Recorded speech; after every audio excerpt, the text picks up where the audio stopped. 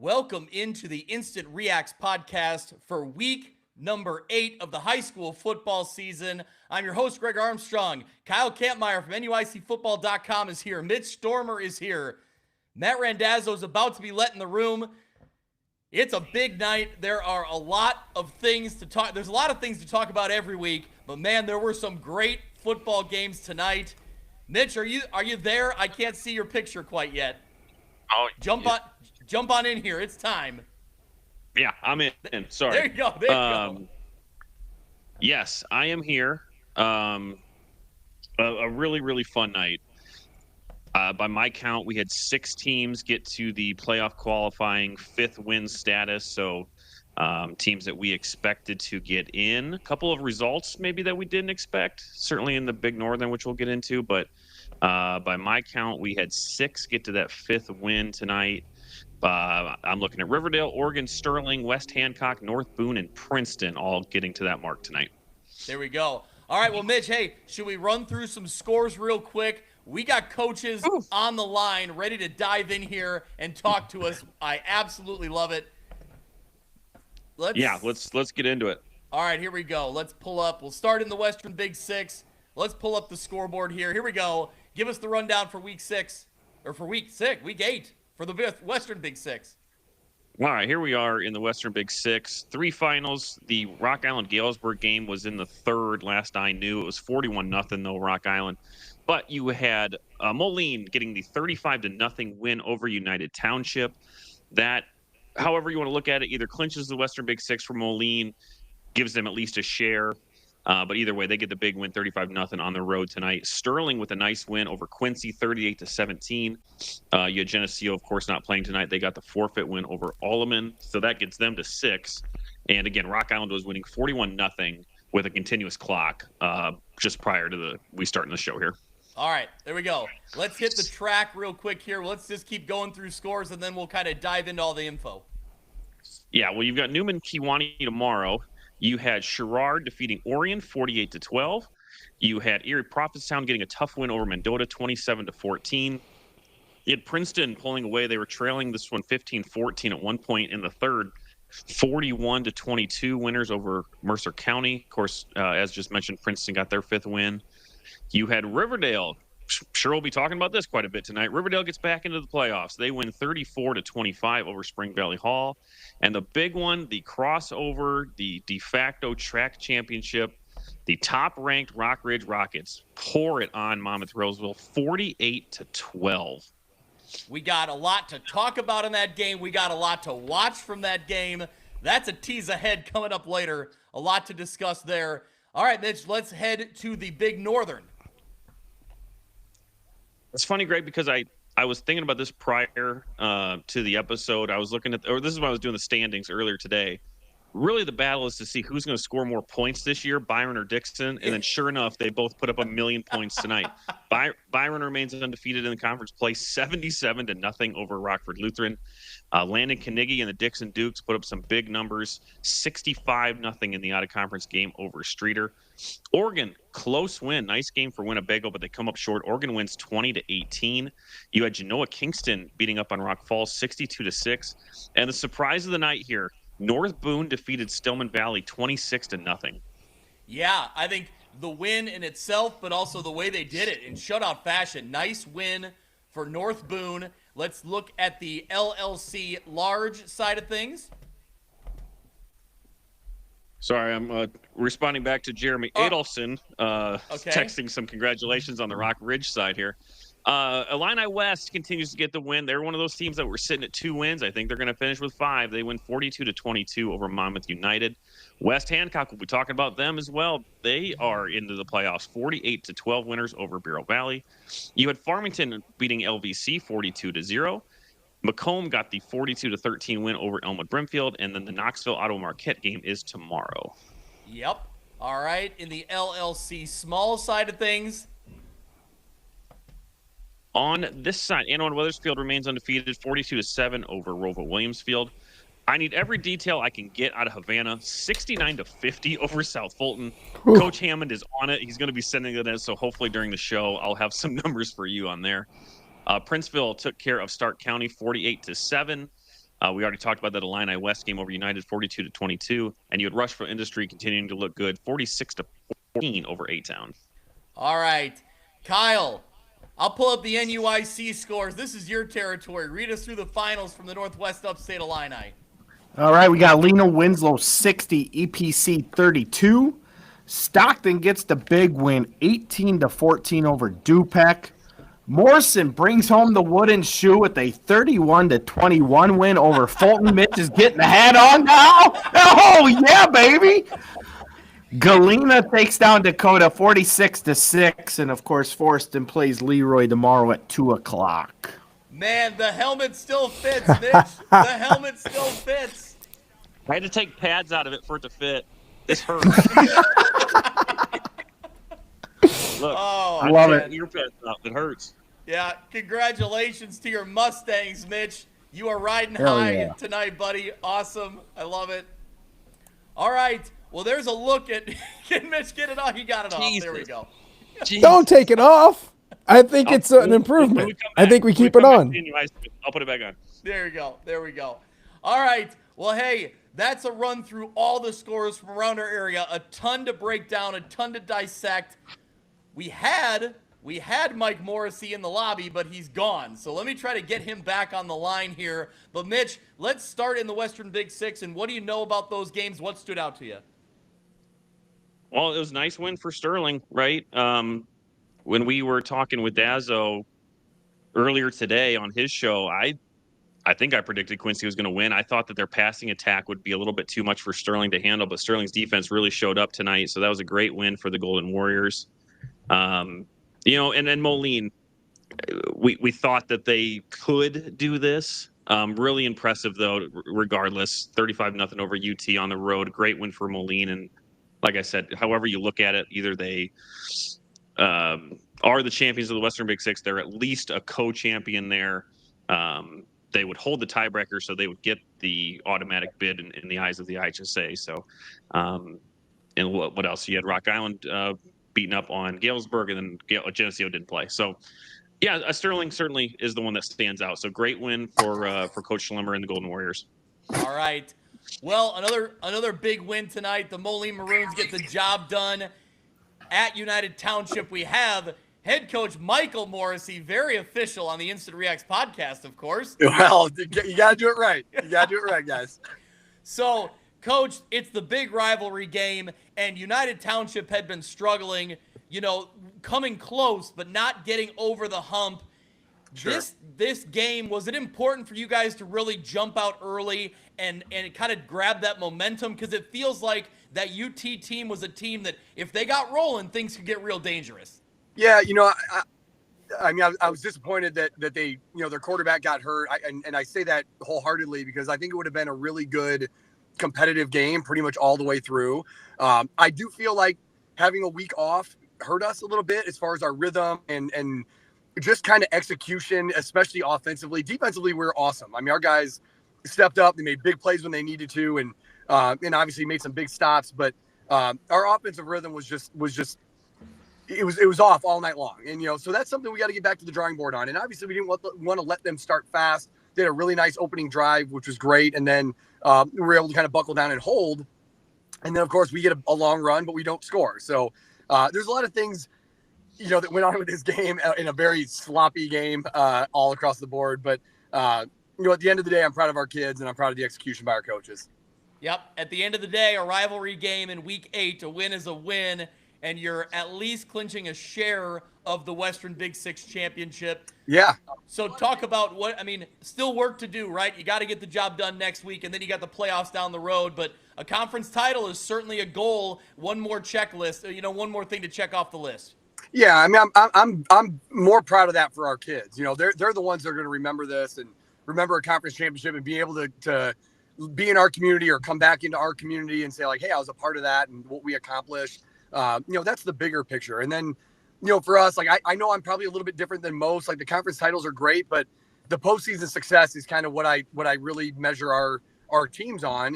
And our guys are super excited about that and potentially getting one step closer to a home playoff game, which is big. Yeah, Mitch, what do you got for Coach?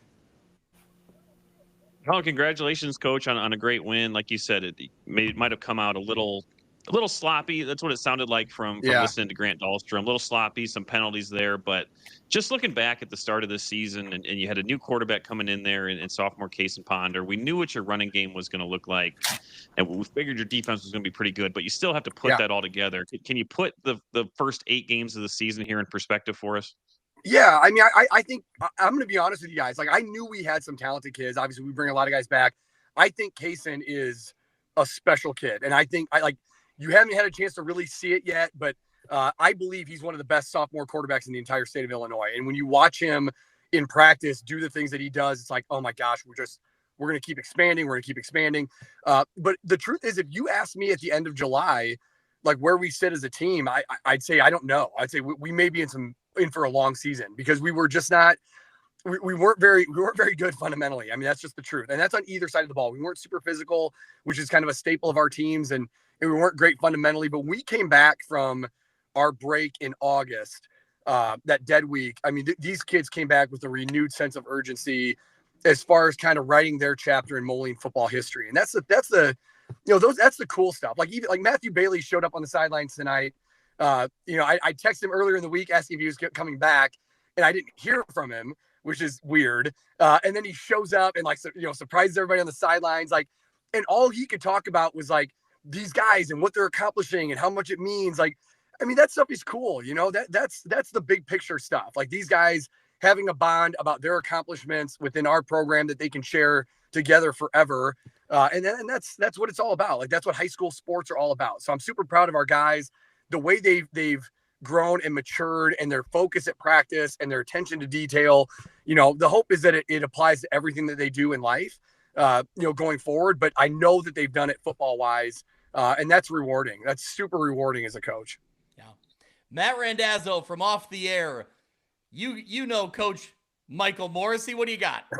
I guess I got to start by saying hi, handsome, because Mitch was wondering how long it was going to take for me to call you handsome. So, look, how you doing? You should have chimed in earlier. It makes me feel good. Well, I think that's the whole point of the show, is to make sure that Coach Morrisy's happy at the end of the Coach, couple questions for you. One, I think I probably ask you this every time I talk to you, but the offense is going to get the highlights and do you guys give up points anymore? Like defensively, like those guys, I still don't think get enough love, and what Coach Santamore does on that side of the football. Oh, for sure. It's really impressive. And more than anything, come November, defense wins football games. I think. Absolutely. Talk about that side of the football, because obviously Coach Santamore gets all the credit and you do nothing, but those guys are really good on that side. Yeah, those are really good. They're playing really well right now. They are. And I mean, when we pulled him back out of retirement 2 years ago to be a part of this, like he was the first one that said, like, I can't just do this thing like halfway. Like I'm all in if I'm going to do this. And we were able to put together a defensive staff that's not only like really obviously knowledgeable and detail oriented, but they're all educators. They teach history, they teach math. They're in our building. Obviously, Coach Santamore retired last year, so he's got some more time to kind of do his thing. But they're all teachers, so that they can relate to our kids. That they see them on a day-to-day basis in the hallways or in class, and like those relationships make a difference. And I think our defense specifically, they're very intense as far as the coaching staff.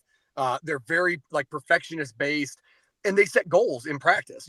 That's been a big thing the last 2 years of getting turnovers, flying the ball, having multiple guys to the ball every play, whether it be scout team stuff or whatever. Like these guys are really detailed with this stuff, and that's made it fun. That's made it cool.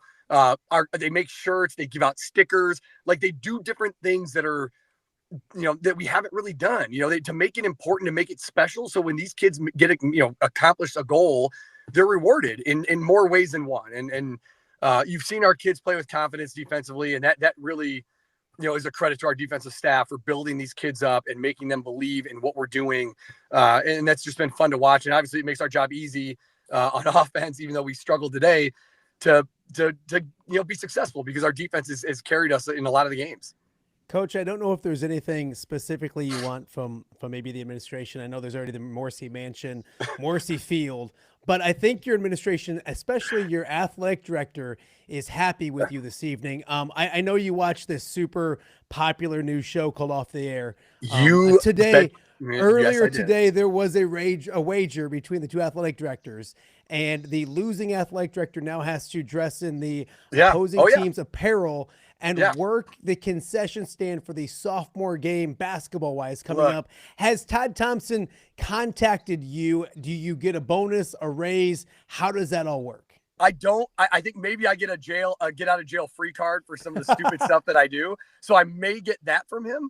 But I'm going to be honest. Like, I love Todd Thompson. I cannot say enough great things about how he does, what he does basically for our athletic programs, how he advocates for us, his communication. And I told him this stuff, but he's gone above and beyond every step of the way. There was no freaking way that we were gonna let him down tonight. No freaking way. For everything he does for us, that man was gonna get a pass on this thing tonight. And I'm gonna be honest. Scott Harding has worn the maroon and white before. We all know he looks pretty damn good in this. So I think it's gonna all work out as it should.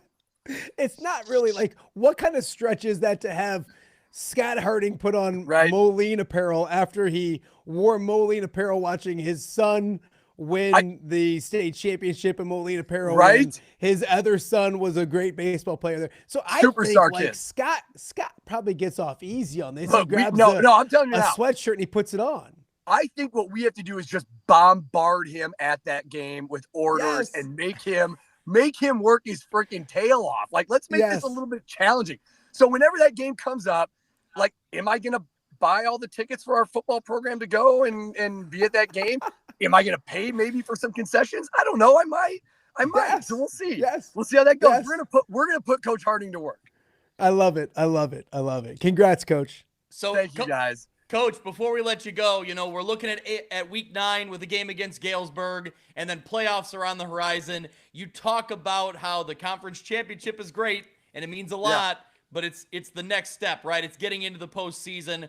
When do you kind of start to flip the script with your kids? I know you're going to focus on next week, but is there small talk along the way about I don't know, when do you kind of start the playoff push, or kind of the, where the mindset? So for us as a team after Friday night, after next Friday night, we have JP Brown is a big help in our program, does a million different things for us. He crunches all the numbers every week, every weekend. He's the smartest human being I know. He will have something for us as coaches as far as what he projects and where he sees us. But we will not share any of that stuff with our kids. None. Like, our single focus is senior night against Galesburg and sending these seniors out the right way to finish the regular season and hopefully get a home playoff game, because they've earned it. They deserve it. And we want to make sure we honor them in the best way possible and put them at the forefront of things to be able to compete at a high level and finish out the right way. Because I told our kids tonight, like, disregard everything your parents have ever said about sharing. We don't want to share anything. Like on Friday night, next Friday, you got to finish. So it's just us and nobody else. So that's kind of what we talked about at the end a little bit. And that's, again, special for them. But that's going to be our focus. And then after the game, we'll get together Saturday night, watch the pairing show, and kind of do our thing. Coach, you mentioned the smartest guy that's present company excluded, right? When you talk about that? That's probably a conversation for another time, I think. Thank you for ejecting. I appreciate that. Maybe the three of us combined. You guys are amazing, and you know how much I appreciate you guys and what you do, not only for us but all of high school football in our area. Like, it's brought a renewed sense of like entertainment and value. And I'm telling you, man, when I walked out of this building, our kids were like, "Oh, you doing the View from the West podcast?" I was like, I am. They knew everything about it. I'm telling you, man. So our kids, Greg, that's the promo. That's the promo right there. He just cut a promo for you. I love it. There you go. Get that commercial up and going. Our kids love it, not because they want to clown Mitch for not picking us to win the conference championship, but only because they just love to watch you guys. Oh, man, we appreciate it, Coach, and we appreciate clowning on Mitch too. We like all of that. Yes. Well, I mean, come on. It's Friday night. What do you do? Oh, hey, thanks a lot, Coach. We appreciate you taking the time. You got it. Thanks, Thank you guys Coach. so much. Appreciate you. Thanks, Mike. Take care, guys. All right, so there we go. We go from the Western Big Six to the Lincoln Prairie, the Lincoln Land Conference. I'm going to get the title right eventually there. The LLC. We have Coy Dorothy, the head coach of the West Hancock Titans. Coy, welcome to the Instant REAX podcast. If you're on here, if you're talking to us, you know it's a good thing. Your Titans are playoff eligible. First of all, start with, it's been a journey to get here, right? But what was that final seconds of the game and that locker room like with your guys? Yeah, it was one of the best feelings of my life, to be honest. Just to see the pure joy from the kids that, have bought into a program that, I took over from day one. These kids have bought into it from their freshman, sophomore year. And they've just have grown and developed, and, they've believed in, what we were doing here. And you could just tell day in and day out that it was going to get there. It was just going to take a little bit of time. And they were patient with it. And yeah, couldn't be more proud of them. Yeah. Big win tonight. Obviously, you're on a winning streak now, but I feel like, take me back a couple weeks ago. It feels like winning that game against Elmwood Brimfield, that feels like a turning point in the program, where that program and what Coach Hollis does there, I mean, I don't need to explain it to many people watching. That's a very good football team. And for you guys to go get that win and overcome that program, what did you feel that night, and what worked in that game to get that win? Yeah, like you said, Coach Hollis does a great job. He is, a Hall of Famer for a reason. He's a great coach. He knows his stuff, and he does it the right way. But yeah, like you said, I agree with you that I think that was part of the turning point. I also think, the week before against Illini West, the last couple of years we've been in close games, but we never kind of got over that hump. And, as a coaching staff, we've kind of talked about it, once we get over it, things are going to start rolling. And once we got that Illini West win, and then we're able to back it up with Elmwood, which that's, to my knowledge, that's the first time that we've beat Elmwood as West Hancock. I know we haven't played too many times, but enough where it means something. Like you said, it's a good program win for us, and I just think it's the kids believing in each other and what we're doing here. And there was a lot of doubters with us, and that's fine. But as long as our kids believe in each other, I think that's all that really matters. Coach, there are a few believers though on this podcast. If you listened a few weeks ago, Mitch, you predicted, one of you guys predicted one, and I was with it. Yeah. So Mitch, I'll let you jump in. What do you got for Coach Dorothy here? The believers are you and I, Mitch. We believe. That's right. Yeah, that's right. Well, we believing is one thing, to go out there and do it, that's all on Coach Dorothy. So congratulations, Coach. Certainly a program, 1-8 last year, and what a turnaround you've had. Just looking at tonight and this season, it looks like you kind of scored by committee, whether it's Jess Scott, Hunter Froman, who else tonight? Chandler Dedant. Yeah. Not even talking about your quarterback there, Braden Carter. How does this team? Let me ask you a different question. Well, I guess I don't know what I'm asking here, but this group just can score in many ways. It could be Jordan Crowley. I mean, what goes into the game plan to make sure that your playmakers get the ball? Really just kind of seeing any type of mismatch that we can get, whether we're going to be a run heavy one game, or if we like a mismatch with, like you said, Jess or Crowley, or obviously we have Hunter Froman, who has done very well for us. But just really the belief that we have in the kids and the belief that they have in each other. Braden Carter has done a heck of a job this year at quarterback. He leads the offense. He does a great job, and I just think we have so many weapons. But along with that is our offensive line has been tremendous this year. Really, they haven't given up a true sack. We had one where we rolled out, out of the pocket, and the quarterback took the sack. Probably should have threw it away.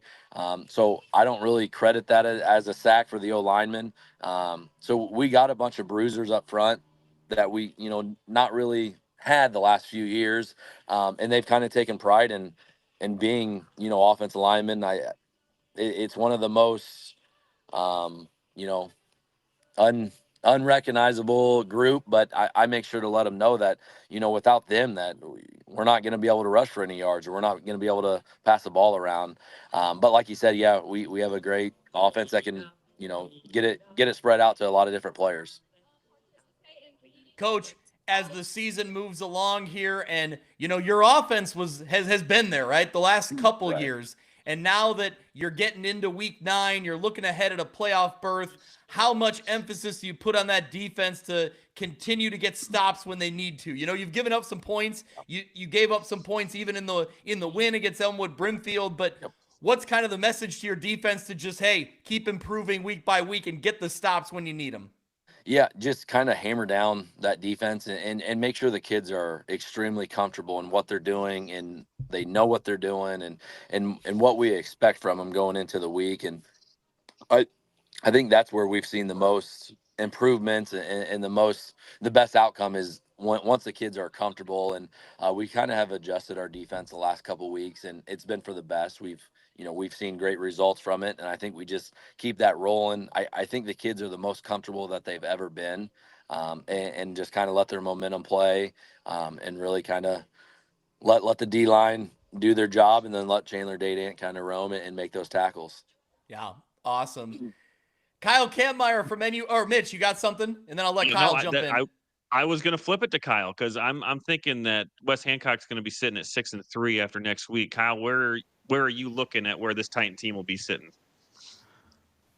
Yeah, that's where I had them projected all along, with 6-3. I know somebody from West Hancock keeps reposting my stuff every week, so that's awesome. I love it, actually. And Coach Dorothy, you're a MAC alum. I'm a MAC alum, so go Highlanders. Hell yeah, baby. No, great job tonight. Obviously, I definitely been watching your team from afar, but definitely projecting you to get in there. And yeah, I'm excited for what you guys are doing down there in Hamilton. For sure. Yeah. Coach, tell me a little bit about the culture of, this team, of this program. What were kind of the thoughts going into this year? Because it's hard when you're looking in the rearview mirror and you see a 1-8, but you know that there was talent on the field and it just wasn't happening, right? So what was kind of the culture going into this year? And now obviously you're building on that. You're building something.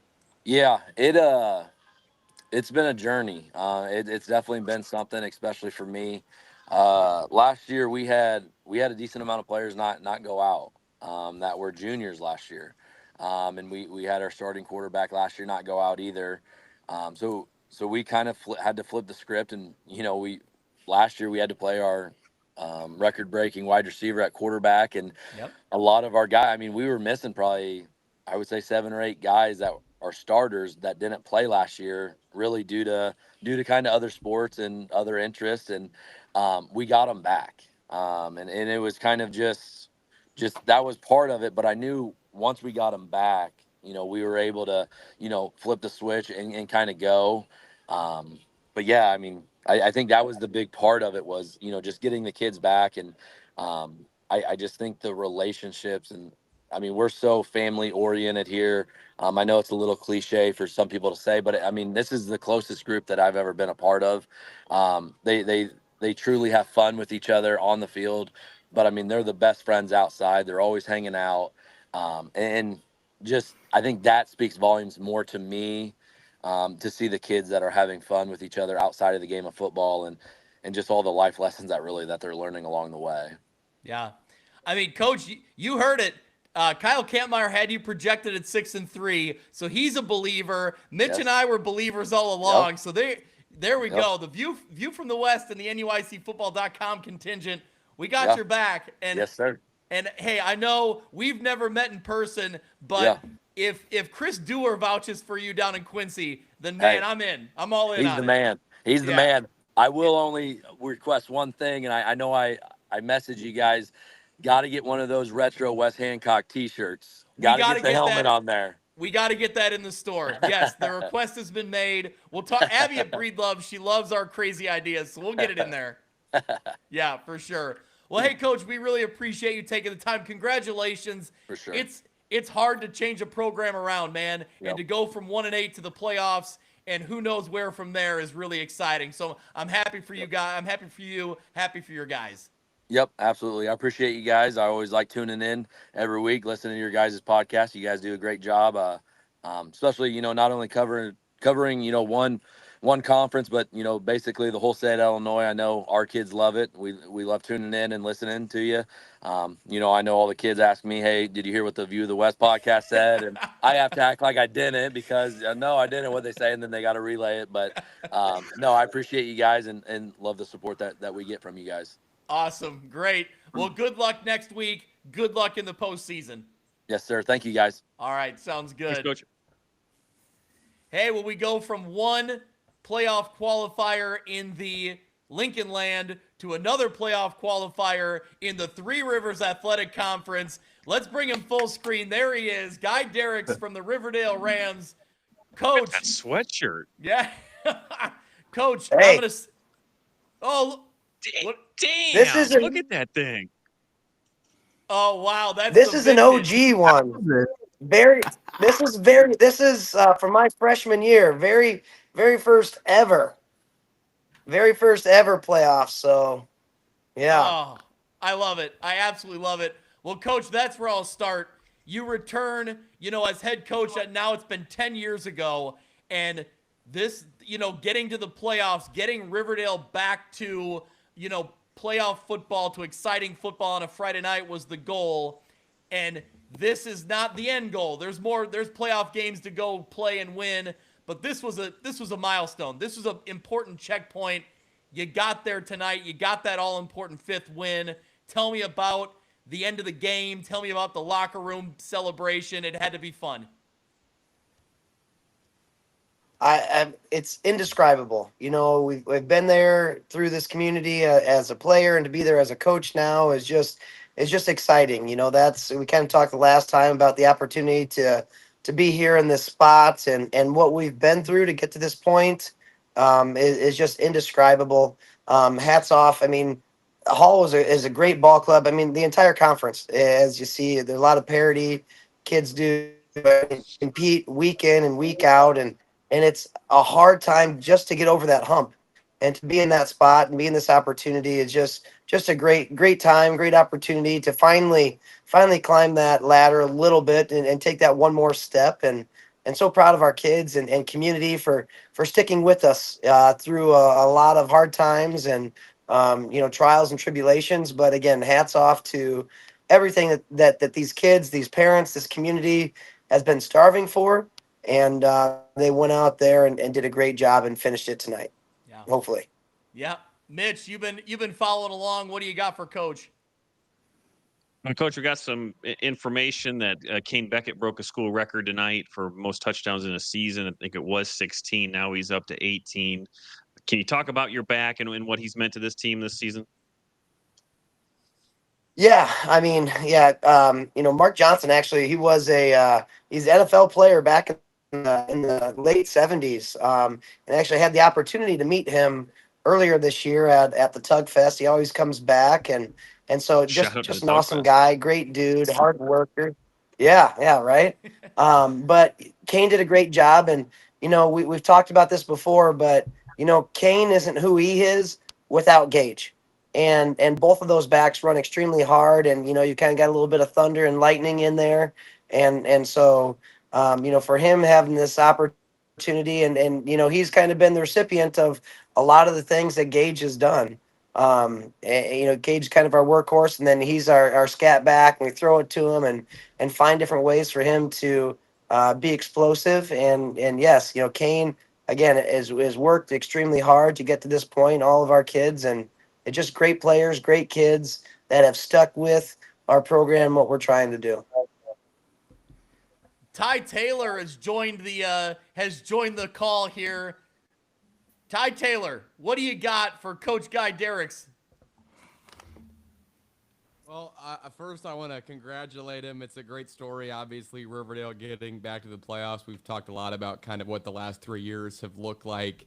Also, I do want to mention that the Rhubarb Fest clears the Tug Fest, by the way, before I get to my question for don't Coach even. Derks. It's a No, a much better event in Aledo than in Port Byron. I'm going to do that. Hey, we got to have something. Let us have something. Let us have something. Ty. Give the boys a fall. Ty, we texted back and forth a few years Hey, ago. them's fighting words. That Ty, them's fighting words here, man. Okay, let me tell you something, Coach Derks. So, I'm mad at Brian Stocking too, because coming into the week when Riverdale and Mercer County played, I'm a proud Mercer County Golden Eagle alum. Brian Stocking, he loves his Riverdale Rams. I wanted to have a friendly wager with him on this show right here, and I said the loser of the game has to go to the other town's festival and run in the 5K they put on with that. And I would have lost that clearly this year. I would have, with the score, I probably should have run the 5K like 3 times. But Stocking didn't do the bet, so I didn't have to run the 5K at the Tug Fest. Anyway, my question for you as we get back to football, which is what we're all here for, I guess, not the battle of the small town festivals, is just, I mean, just speak about the meaning of like being able to do this, where the kids you have on this team would have been freshmen, I believe, the year you had to cancel the varsity season. So just the journey from basically rising from the ashes, you could say, to be able to say, hey, you know, we were there, now here we're going to get a play into week 10 for the first time and however long it's been, you know, for the program. I mean, what's that been like, getting to go through it with the kids specifically? You know, I kind of talk with the kids. It's, you know, I feel like at times you play a lot of different roles, right? I talk to them as a father figure, as a brother, as a best friend. You know, it's one of those things that, you know, there are times where I'm going to get after you as a dad, right? Like I've got to kick you in the butt and tell you, you know, the things that maybe you don't want to hear but need to hear in order to move forward. You know, as a best friend, like I'm going to walk this line with you. Anything that I expect you to do, I've either done or am going to be right there and expecting the same thing out of myself. You know, as a brother, you know, there are going to be times where we're going to compete and you know, have races or compete and whatever it is that we're going to do. And there, you know, you might not like what we have to say or what we're going to do, but you know, we're a family, and whenever it comes down to, we are just you know, we're going to work hard. We're going to do those types of things, and I mean, just so proud of the kids. You know, that's to be here, to be in this spot, to with their fortitude, and we talk a lot about family. We talk about, you know, integrity, a lot of different things, but for them to have courage through pain or adversity, and you ask our kids, they'll be able to recite that to you. You know, we've experienced a lot of adversity in our careers up to this point, and so to be here and have this opportunity is a testament to them. Yeah. Coach, looking ahead to next week, you're going to be going on the road to a Sherrard team that, Ty, correct me if I'm wrong, if they had 2 running clocks in back-to-back weeks, 2 big wins. The Sherrard Tigers have had 2 continuous clocks in 2 consecutive weeks. That's correct. Yeah. So, Coach, looking ahead at this Sherrard team where there's talented pieces, we've seen it all along, and things didn't always go their way this season. The adversity that, you know, your program is very similar to as well, you know, or has gone through. What's kind of the momentum this week, or what's the message to your guys this week to say, hey, don't get comfortable because we've earned that week 10, but let's decisively get into the playoffs here. Yeah, I mean, to get over that hump, kind of like we talked about before, you know, is a huge thing, and now not just be satisfied. And so it's a new thing for us, and we've got to continue to work and do the things that dark, you know, when nobody was really watching to get to that point. And so now we're here. It's is this it? And the question that we have for the kids, or are we going to try and ride this wave and really, you know, continue to progress the things that we can do? And so it's another week, it's another opportunity that we're excited to be able to push on, push forward, and they've always been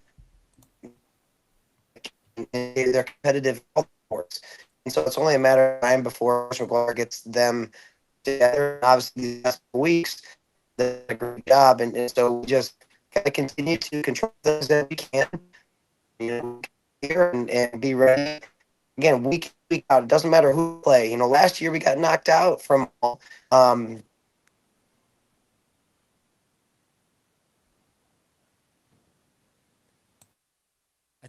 I think we're losing it a little bit there, Coach. You still there? think we may have lost Coach. I didn't even get a chance to ask him if he actually likes or has ever tasted rhubarb pie, because the answer would be no, he hasn't. It sucks. I hate it. I hate it. I hate it. I hate it. It's terrible. That's why I brought it up. And we have a fest for the worst tasting thing of all time. That's what I don't get. I mean, it's awful. Awful. Why don't we do to figure out which fest is better? Do like a tug of war between Ty Taylor and Brian Stocking next year, and the winner. I think I'd be able to. There are not many people I could beat in a tug of war. I'm decently confident I could beat Stocking. Decently. Hey, so Coach, the question is: have you ever had rhubarb pie? You know what? Yes, I will say that I have. My Do you like my it? grandparents. It's been a long time, from what I remember. That's a fair answer. That's the nicest way of saying no I've ever heard in my life. It's been a long time. Too, So I think we're all very pro Tugfest here on View from the West podcast. I think that's what we're going for here. So, hey, Coach, we really appreciate it. It's been a great story to follow. And I know it's only one small milestone in the bigger picture of what you want to get done here and win some playoff games. But, man, enjoy it tonight. It's got to feel real good. I feel bad that Brian Stocking's not here right now. I know. To sing for you. I think there's a reason. Is there a reason? Have you talked with him? Uh-oh, Is no. he- We got to check the police wow. scanner. he's shaving his head. Yeah. Yeah, well, there might be a reason, yeah. All right. Coach, stay close. If we get him on later, I might text you again and say, jump on. All Maybe. right, sounds good. Maybe. All right. Yeah. Hey, Coach, I really appreciate it. Coach ain't responding to that text message. He's got other things to do. He ain't going to be back. He is not going to be back. 0% chance. We'll talk to you next week, Coach. Come on now. Sounds great. Talk to you All tomorrow right, morning. Sounds great. Thanks, guys. Thanks. See you, buddy. Yeah, Thanks, we'll see Coach. ya. See you, Coach. Congrats, man. Thank you. Do it. Yeah. All right, here we go. We're staying in the Three Rivers Athletic Conference. Let's bring him out. Sam, by way of Chase. We've updated the name this week, so there we go, boys. Head coach of the Rock Ridge Rockets, Sam Graves. Coach, for anybody who knows anything about our area, this was a huge game tonight against Monmouth Roseville. And, man, you guys looked really impressive tonight. You guys looked really good. You looked every bit the part of the best team in the conference. You looked every bit the part of the new #1 ranking in the AP polls. Tell me about what was this week of prep like? What was the message to the guys, and what'd you see on the field execution-wise? Yeah, honestly, the message to the guys this week was we need to get better because I think, and we wanted a faster start. I think the last couple weeks, I give the coach talk all the time. You guys hear it, but I give the coach talk all the time about we're worried about us. We're worried about getting better each week. But really, I think for the last 2 weeks or so, I think looking over things, we've been pretty sloppy and pretty complacent. And you can point that right back at me for preparation for maybe a week, not as good as what it should have been preparing. But the guys answered the call this week. We really challenged them and told them that, this is going to come down to a physical 4-quarter game that you have to match. And now I said, now people are questioning you and wondering about your physicality because you had a team down south of us question you and say they had a blueprint to beat you now, and you have to prove that was just nothing but a fluke. And I said, this is on you. Made this harder for yourselves now. So, I think they answered the call and came out really physically. I think until we were able to find our footing offensively, offensive line wise, the defense really did a good job shutting the door so we could do that. Coach, I was really impressed when I was there tonight. I was really impressed with your defense being able to really control the line of scrimmage, and they were not getting many yards off their running backs, which have been really impressive this year. What did you see up front where you were making that first hit and they weren't getting many yards after they were contact? Yeah, the guys up front do a really nice job. We play we always have to talk with the guys. They like big weeks, especially like against Monmouth. They have some huge physical dudes, and we have to give them the talk every year that, hey guys, since we've been here, we've never been the biggest team on the field. We don't win the cheerleading contest at midfield pregame, hooping and hollering and rawing, and we're not the biggest team on the weight scale, but we're going to be fast and physical, and we're going to be nasty, and we're going to have attitudes about us defensively. And for the most part, the guys have really bought into that. We've had fantastic leaders do that for us every year. It's that wrestler tough mentality. You can look back. I mean, we've had a Finch on the offense or defensive line for like 6 straight years who've been that kind of leader for us doing that. And now Tanner Dye has answered the call. Levi Junis, McKaig, those guys have really been physical and fast up front. But then we've added, Ryan Lower back from that injury last year where he missed the whole year, along with Thomas Sowards, and those guys have really bought into that. Like, I don't care. I'm 140, 50, 60 pounds. Like, we're going to be more physical than anybody. So the guys have really answered that call. And I don't mean to say that to be all conceited and anything, but I'm really proud of the guys for answering that challenge that we gave to them this week. And we really did put on their plate that you've got people questioning you now after you toyed around with Mercer County last week. And we did it to ourselves. So, we're really proud of the guys for their effort and really putting the foot on the throttle defensively early, until we could get it going offensively. Then we felt pretty good offensively too. Hey, Mitch, I'm going to roll some highlights, but you go ahead and ask the next question here to Sam. Coach, I'm curious what kind of motivation your team had when Greg Armstrong and Matt Randazzo picked Monmouth Roseville this week. Yeah, No. We're going right to that. Hey, I tell you what, I as coaches, your feelings get hurt. I had to go home and question things. I got on the lawnmower and just drove around the yard aimlessly for a while. But no, I honestly, I don't know I don't know how much the guys, pay attention to that and listen to it. But they did a nice job, because what you worry about as a coach, what I'm really worried about is all of a sudden you get that #1 rating because Maroa slipped up. And then you're wondering what that does to you mentality wise.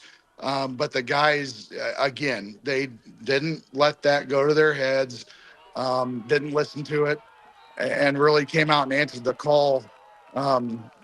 Again, really proud of their effort. I know I kind of went away from that question, about throwing those two guys under the bus, but I really am proud of the guys for their response to people kind of putting them up on a pedestal.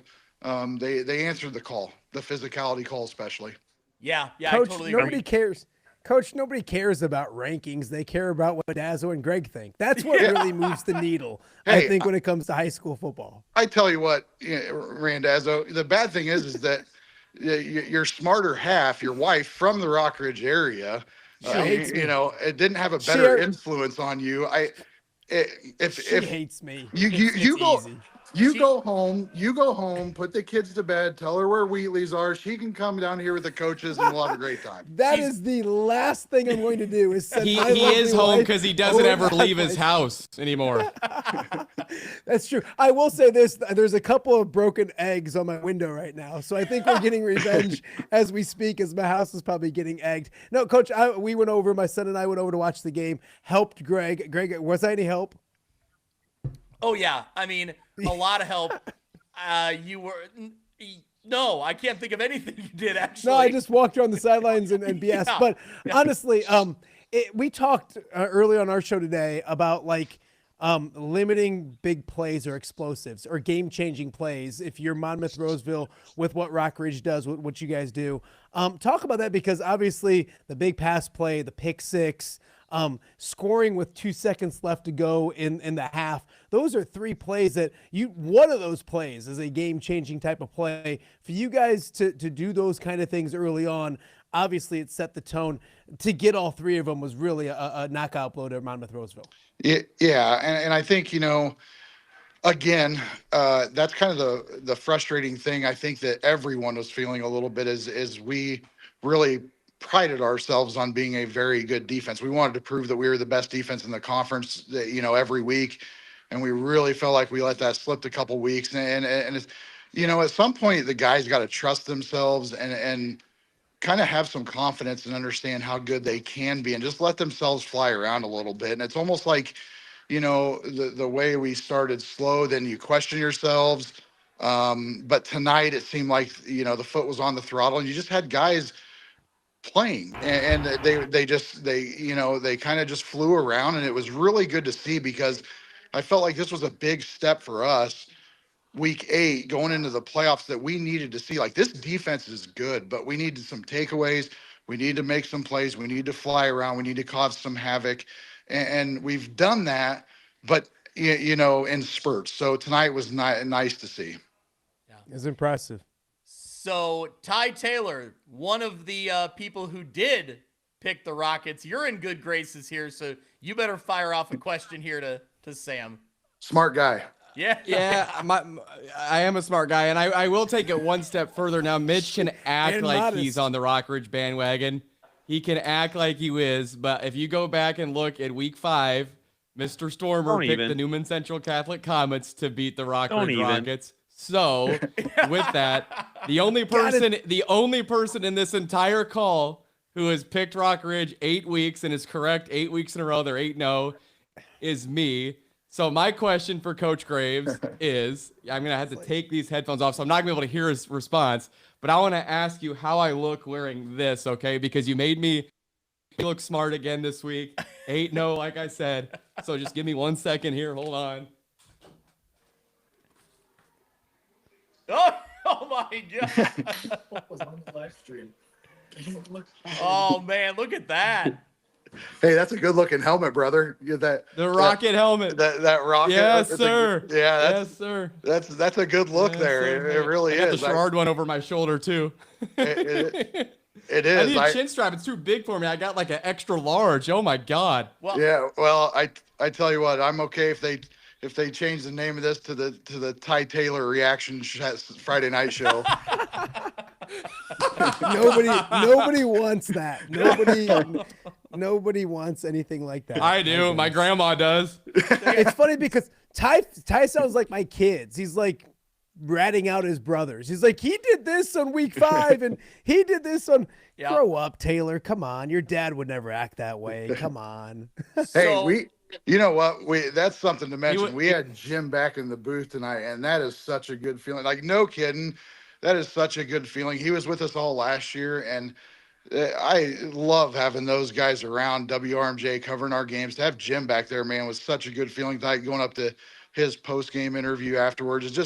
It is. Those guys feel like they're a part of our community now, and it's just a different vibe when Ty and Jim are around, man. They in all seriousness, they do a great job, and we love them around.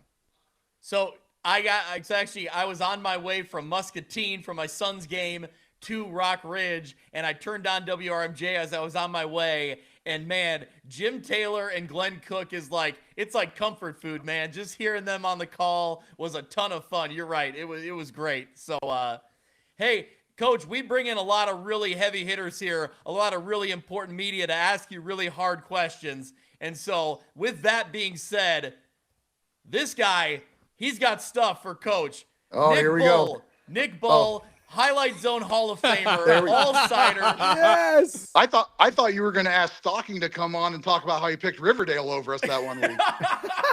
We'll get there. He picked you 4th in the conference. 4th. Hey, some guys really misguided Riverdale education, apparently. Nick Bull in the house, my friend. Welcome to the Instant Reacts podcast. What do you got for your head coach, Sam Graves? Coach Graves, I know the reaction, the feeling after last week against Mercer County probably wasn't what you guys wanted. What changed the most this week in preparation and also in carrying out the plan for Monmouth Roseville tonight? Honestly, preparation-wise, during the week, we didn't change practice. We didn't do what we do. Honestly, we had an extra day of a little film work. Usually we do opponent film we do some scouting report, Friday night review of film, Monday after school. Tuesday, we watch a little opponent film before we go out to practice. We did that Wednesday too. And we thought it was important that they saw a little bit what they tried to accomplish on us last year to refresh their memory about last year's game. I think, I just think honestly, the guys were really dialed in mentally from the very first day, Monday. And again, I'll point the finger at me right away because as much as I, give the coach talk that we want to get better each week, maybe I just, really didn't, have my eyes on all the details because there was not only did we think we got out physical at first and we had to turn the page with that, but we were confused on some stuff and there was guys, panicking a little bit like, hey, this isn't exactly what we practiced. And against Mercer, talking about last week, Mercer County. And I really feel like that's a reflection on me, not getting them prepared as well as we should have. So I feel like they kind of bailed me out this week and came mentally ready Monday right away. They were very sharp. I think, they bailed me out, honestly. Last week, I talked the game, how we needed to get better and have a good week of practice. But, I let them slip a little bit, thinking that Rockridge was just going to show up somewhere and somebody was going to let us have a win. So, honestly, I think it was just, you could see it this week, just nothing different, but just the challenge right away of the physicality. Like you're going to have to answer the calls and the questions about physicality now. Like you have people questioning you now and we know how good we are, but we need to show it. And the guys, I think came a little bit upset, came a little mad. And I think really answered that call. Again, I know, man, I know I kind of skirted that question a little bit, but just going back to the guys, man, I'm just proud of them answering the physicality call this week. Cause I think that's what a lot of people question. Like Monmouth's a good, and I don't want to act like they're not any good or anything. That's a really good team, but our guys played really well tonight. And, I think that proves how good they can be. So we're excited, about rolling into the playoffs. And I hope we can just keep this same mentality going of getting better each week because it shows that we can slip a little bit if we're not careful. So, I'm proud of the guys. Coach, I was happy to see you guys getting the recognition I think you deserve being, that top slot in the AP rankings this week. On the flip side, I feel like Monmouth Roseville is being kind of lost in the shuffle. They were ranked one week and they fell out of the rankings. Like you just talked about, that's a really good football team that they have. This was a big test for you guys, and I feel like it was a big test passed. Now you have 1 week left against the Spring Valley Hall team, and then the playoffs are here. I want to bring in Kyle Kampmeyer from NUICfootball.com because he's always got his eyes on the projections and kind of what's looking ahead down the road. So, Kyle, what are you looking at for Rock Ridge here as we don't want to look too far ahead, but the playoffs are going to be here for Rock Ridge. They're going to play Week 10 no matter what. So. Yeah, and we already knew that as well. But, Coach, obviously you guys took over the number one ranking in the AP poll. You put up a Monmouth win over Monmouth Roseville tonight. And how do you expect to manage that moving forward? Especially now, there's been a lot of chaos tonight that's going on. I definitely see projection lines moving downward, which, could throw Wilmington back up into 3A. Just a little hint there. But how are you going to manage this? I mean, you guys are definitely a favorite right now, have been for a while, but tonight just put that more into a pressure cooker for you. Yeah. Honestly, I think it's more probably a panic for coaches than anything because the guys have done honestly a great job. I thought this week, I think if we'd have seen something because of that, notoriety or getting that one spot, I was worried you were going to see it this week right away. Now obviously you go into next week and we can't trip up. Like we talk about it all the time. This conference, you don't have your right stuff or right frame of mind going into a game, and you can get tripped up easy. So, we're gonna have to have another good week. As far as managing it, man, I tell you what, you want the kids to be humble. But at the same time, we're heading into week 8 and 9, and now it's time to know you're good. And now it's time to roll. And I think you can walk around with your chest puffed out a little bit and say, okay, here comes Rock Ridge. Like, okay, we've been saying we're going to get better and better and better and focus on us each week. But now if we're truly doing that, you better watch out. So, I think the guys deserve to be proud. They deserve to walk with a little confidence. And it's time to start rolling now that we're getting into week 9, 10, 11. And we want to see that from the guys, honestly. We're not going to slow it down. If the guys think they're good, it's because they are. And we want them to roll with confidence now. Yeah. Coach, before I let you go, I got one thing I got to show you here. So big Rock Ridge supporter Ethan Tate was all over me on X this week. And he wanted to he wanted to know who I was going to pick. And I honestly, I didn't know. And so we don't need to get into the fine details of who I picked and, who I didn't. But he wanted to make sure I knew, heard about it. So listen, I want to have everybody listen here at the end of this touchdown.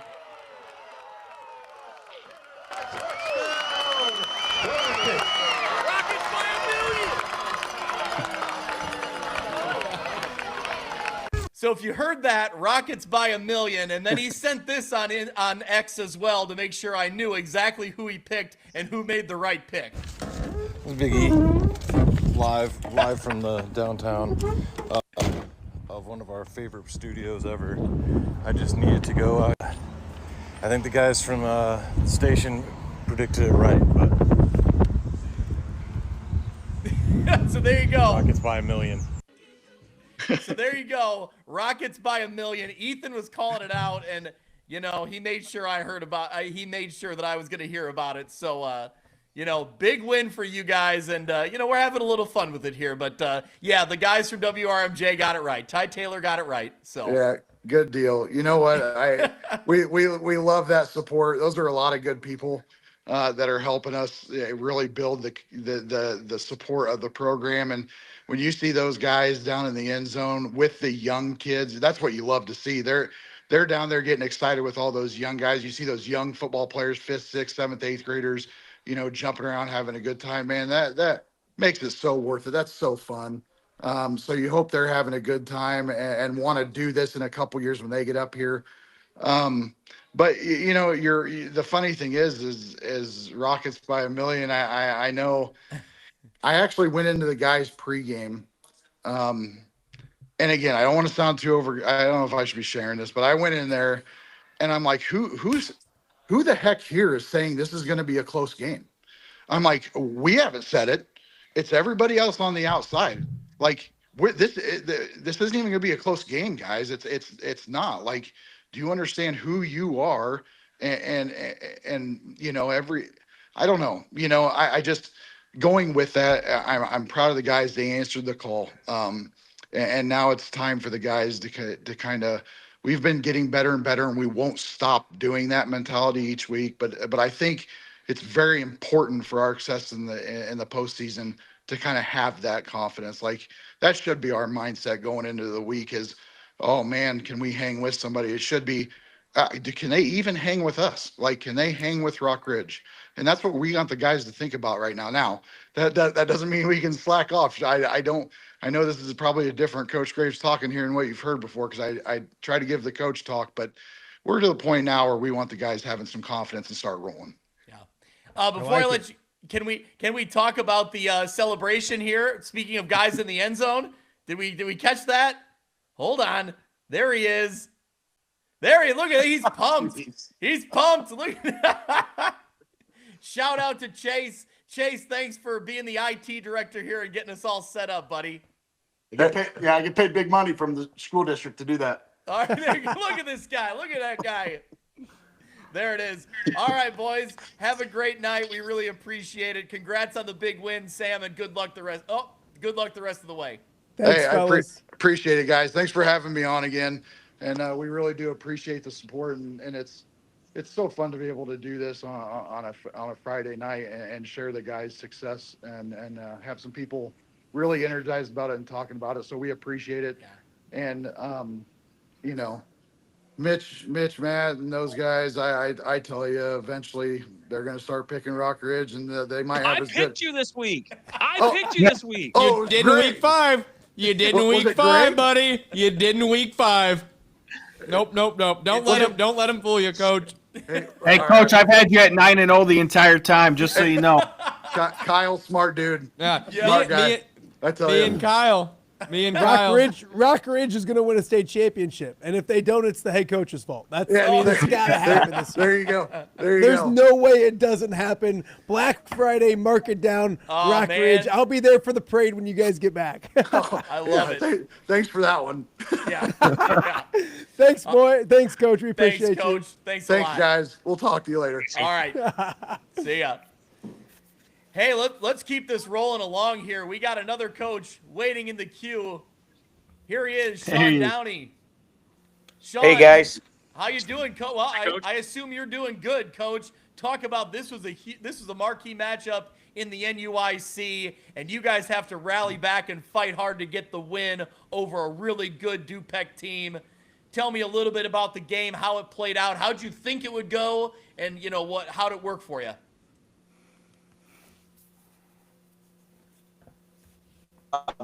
Yeah, I mean. Uh-oh. We lost him. We've never had that happen. We jinxed him. Oh, no. All right, we'll try to get him back on. Oh, he's trying to. Look what happens when Brian Stocking joins. Look what happens when Brian Stocking gets here. Coach, you're back. We good? Yes. Yeah, I think I'm good now. There we go. Look at you. Look great. There we go. Yeah. So, yeah, no, it was felt like an uphill battle all night long. I give Dupec a ton of credit. They came out and were as physical as anybody we've seen all year, to their credit. So I told our kids after the game that it was good for us. I mean, I don't think we've trailed in a game all year long. So for us to get down 6-0, and then it just felt like really nothing went right for most of the night, but the kids just kind of hung in there and kept battling, and we were able to put one really nice drive together. I think it was close to 7-8 minutes, and kind of the go-ahead score was that drive was a thing of beauty. Kyle, I'll tag you in here. You were at the game. Give us a question for Coach Downey. So Coach, early on, you gave up that 93-yard rushing touchdown to Lucas Rousseau that put them on the board after you guys basically had control, drove the majority of the field, and then stalled out at the 7. And then the very next play, he scampers off the right edge for that touchdown to give them the lead. And then later on, Tyler Tunick runs for 83 yards and a touchdown. That would have given them a 2-touchdown lead, but they got a holding penalty on that one. How did you guys fight back mentally from that? What were you telling the kids when you met that right away? Well, I mean, like you said, we drive down the field to get all the way to the 7, and we cough the ball up. We had a really nice drive to open the game, and you could just feel momentum just completely swing the other way. And then, I got to go back. I've got film loaded up right now, but I think we were inside the 15, 18-yard line in our first 3 drives, and we're not able to score on any of them. So, just if we could have just got one of those first 3 in, I think maybe we could have kept momentum a little bit. But Coach Riley Ashe, I'll tell you what, man, the adjustments he made defensively, when, to Dupec's credit, they were doing some things blocking scheme wise that they haven't done all year long, and messed with our game plan a little bit, and we adjusted on the fly, and the kids settled in and gave up some yardage, but to only to hold that team to 14 points, that's a heck of a job by the defense tonight. Mitch. So let's go. Oh, go ahead. Go ahead, Oh, Kyle. sorry. No, go ahead. Let's go back to the fourth quarter. 6 minutes and 58 seconds left in the game. You guys are going for it on 4th and 3 and get the 3 yards barely. What was going through your mind at that time? Because obviously Dupek thought you guys were short. The ball was pretty much right on the line, but it got you to the sticks and you guys got the first down that led to that game-winning drive.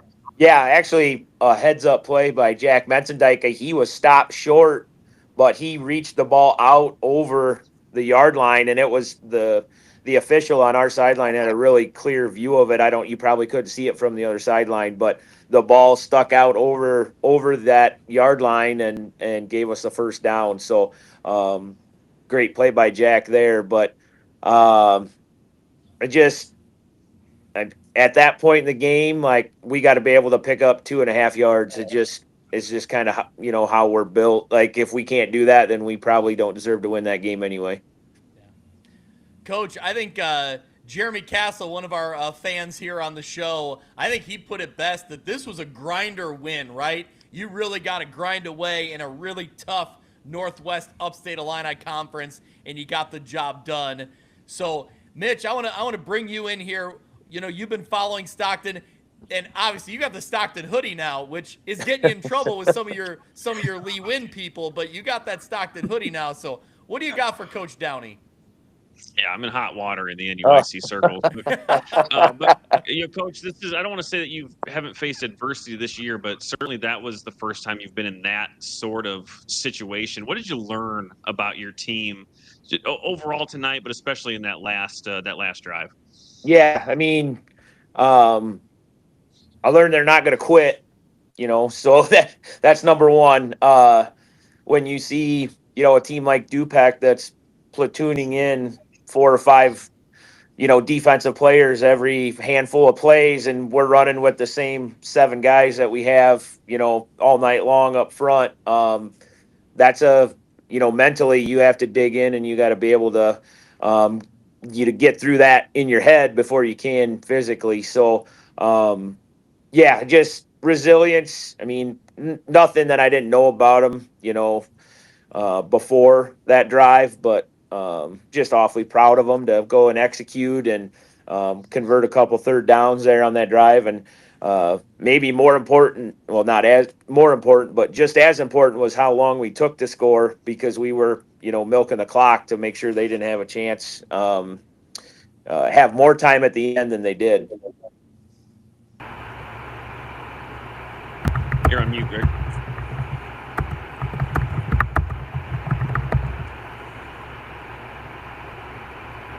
Hey, Stock. Greg, there he is. Stock, how you doing, buddy? I'm doing well. You follow the Northwest Upstate Illini. This is Coach Downey from Stockton. What do you got for them? They get a big win tonight. Coach, you guys were down in this game to Dupek at 1 point, 14-6 in the third quarter. What did you guys do on the sidelines, or how did you guys change what was going to be the story that you guys were going to get upset, and yet you came back and won? What changed that outcome? Well, like I said, Coach Riley Ashe made a couple defensive, adjustments on our linemen and some things like that. But, we made a couple plays in the passing game in the first half, to make it 6-6 at halftime. We were actually down 6-0. And we made a play in the passing game to Jack Menzendijk down the sideline for a touchdown. And then it might be to Jack again. We ran a flood route to the right side right after they scored. And we were kind of able to take momentum back, even though we didn't get back even with them. But we got to 14-12 almost immediately, right away on that next series. So, we were pretty balanced tonight. I didn't look at yardage and stuff like that, but we hit a few big plays in the passing game that kind of kept them off balance. Coach, how important is that balance for you guys this year? That, the NUIC, traditionally, when you look around it, is a run-first offensive league. But what does it mean to you guys to have the depth at running back, but also have the ability to hit that big pass when you need to. Yeah, I mean, to be in a second and long or third and long situation and be able to convert on a third down where, a year ago we were very heavy wing T and we didn't throw the ball, as effectively as we did this year. It just seems like if we got behind the chains a year ago, we would have to punt the ball. Whereas, this year when we're at second and long, third and long, we've got a chance to convert. And, it's really kind of elevated us to the next level, offensively. Except tonight, we didn't. I mean, my offense was not good tonight. The Coach Ashley and the defense get all the credit tonight. Hey, but sometimes if you can win despite some things, that's got to feel good, right? I mean, I know you want to perform and execute at all levels at all times, but hey, a good team gets the job done when things aren't always going right. Yeah, absolutely. I mean, that's what we talked about. Like, you can't just only win when things go right the entire game. And for us to be behind, and we killed a couple drives with penalties and mistakes and then a fumble. So things did not go right tonight a lot of the time. But if you keep fighting and keep battling, you always got a chance at the end. And we were able to pull it out. I want to bring in Kyle Kampmeyer again from NUICfootball.com. Kyle, what else do you got for Coach Downey here as we look forward to Week 9 and the playoffs? Yeah, Coach, I mean, we always talk about it, the NUIC being one of the toughest. I saw Chris Green was on here a little bit ago saying that, Stockton and Lena Winslow, definitely two of the best teams in 1A. It speaks volumes. We talk about it all the time, how tough the NUIC is, and obviously you went up against a state-ranked 3A team in Dupec tonight. There was definitely a lot of physicality in that game. Like you stated, you guys were not able to rotate in players on that defensive line, and that was kind of the talk that I had with some people on the Dupec sideline tonight as well. And I looked at him, I said, yeah, but there are a bunch of wrestlers out there. And that speaks to your guys' grit and everything. But Let's talk about Noah Larson. I mean, me and you talked in our own little conversation earlier this week. We talked about Maya Luke being a pinch point in the middle of your defense at nose guard. We also talked about Noah Larson as well. How much has Noah Larson helped impact you guys? I mean, he was 7 for 11 tonight on my calculation, 140 yards plus those 2 touchdowns. What impact has he had for you? Because we clearly see that in the stat lines every week. Yeah. I mean, absolutely. And I had him right here in front of me. 41 yards rushing again on 8 carries, and I think 2 big conversions carrying the ball on third down on that last drive. So, I mean, he's the leader of the offense for sure. He makes plays. The touchdown pass to Jack, the first touchdown pass, the initial stuff was covered up, and it's just our scramble drill that Noah and our receivers do, every week. And Jack was able to turn up the sideline and get him. So that's the other part of it. His legs just keep plays alive. And if you can keep plays alive, the longer you can, then somebody's going to pop open. So, certainly think Noah's in that upper class of quarterbacks in the NUIC for sure. Well, hey, Coach, we really appreciate you jumping on.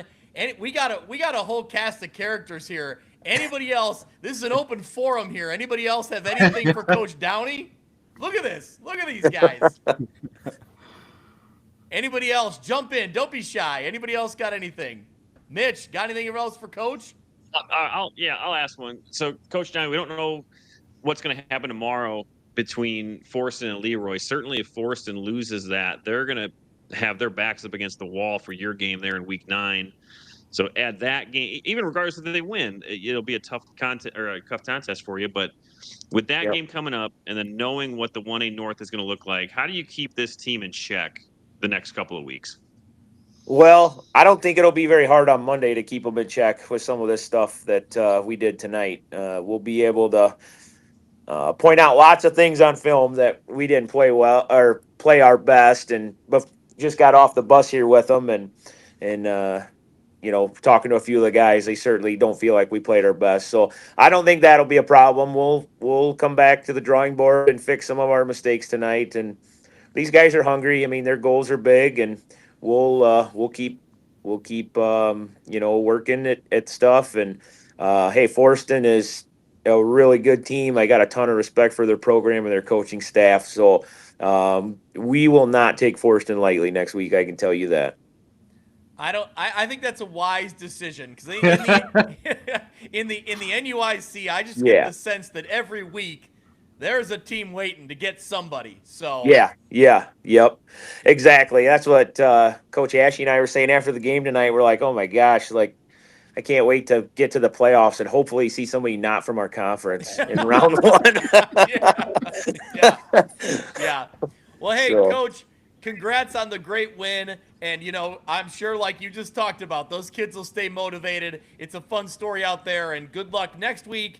Good luck in the following weeks, and hopefully we're talking, a few weeks down the road for sure. Yep, absolutely, guys. Appreciate everything you guys do, too. So thanks a lot. All right. Thanks, Coach. Thanks, Coach. Yeah, thanks, Coach. Yep. See you guys. All right, so there we go, boys. How about it? Look at this. Look at this spread. Holy cow. Hey, Stock. This is 7 handsome dudes, bro. Look at this. Is that? This is just like the old days in Dan Pearson's office when you're collecting scores. You're calling the Savannah newspaper trying to get the West Carroll final.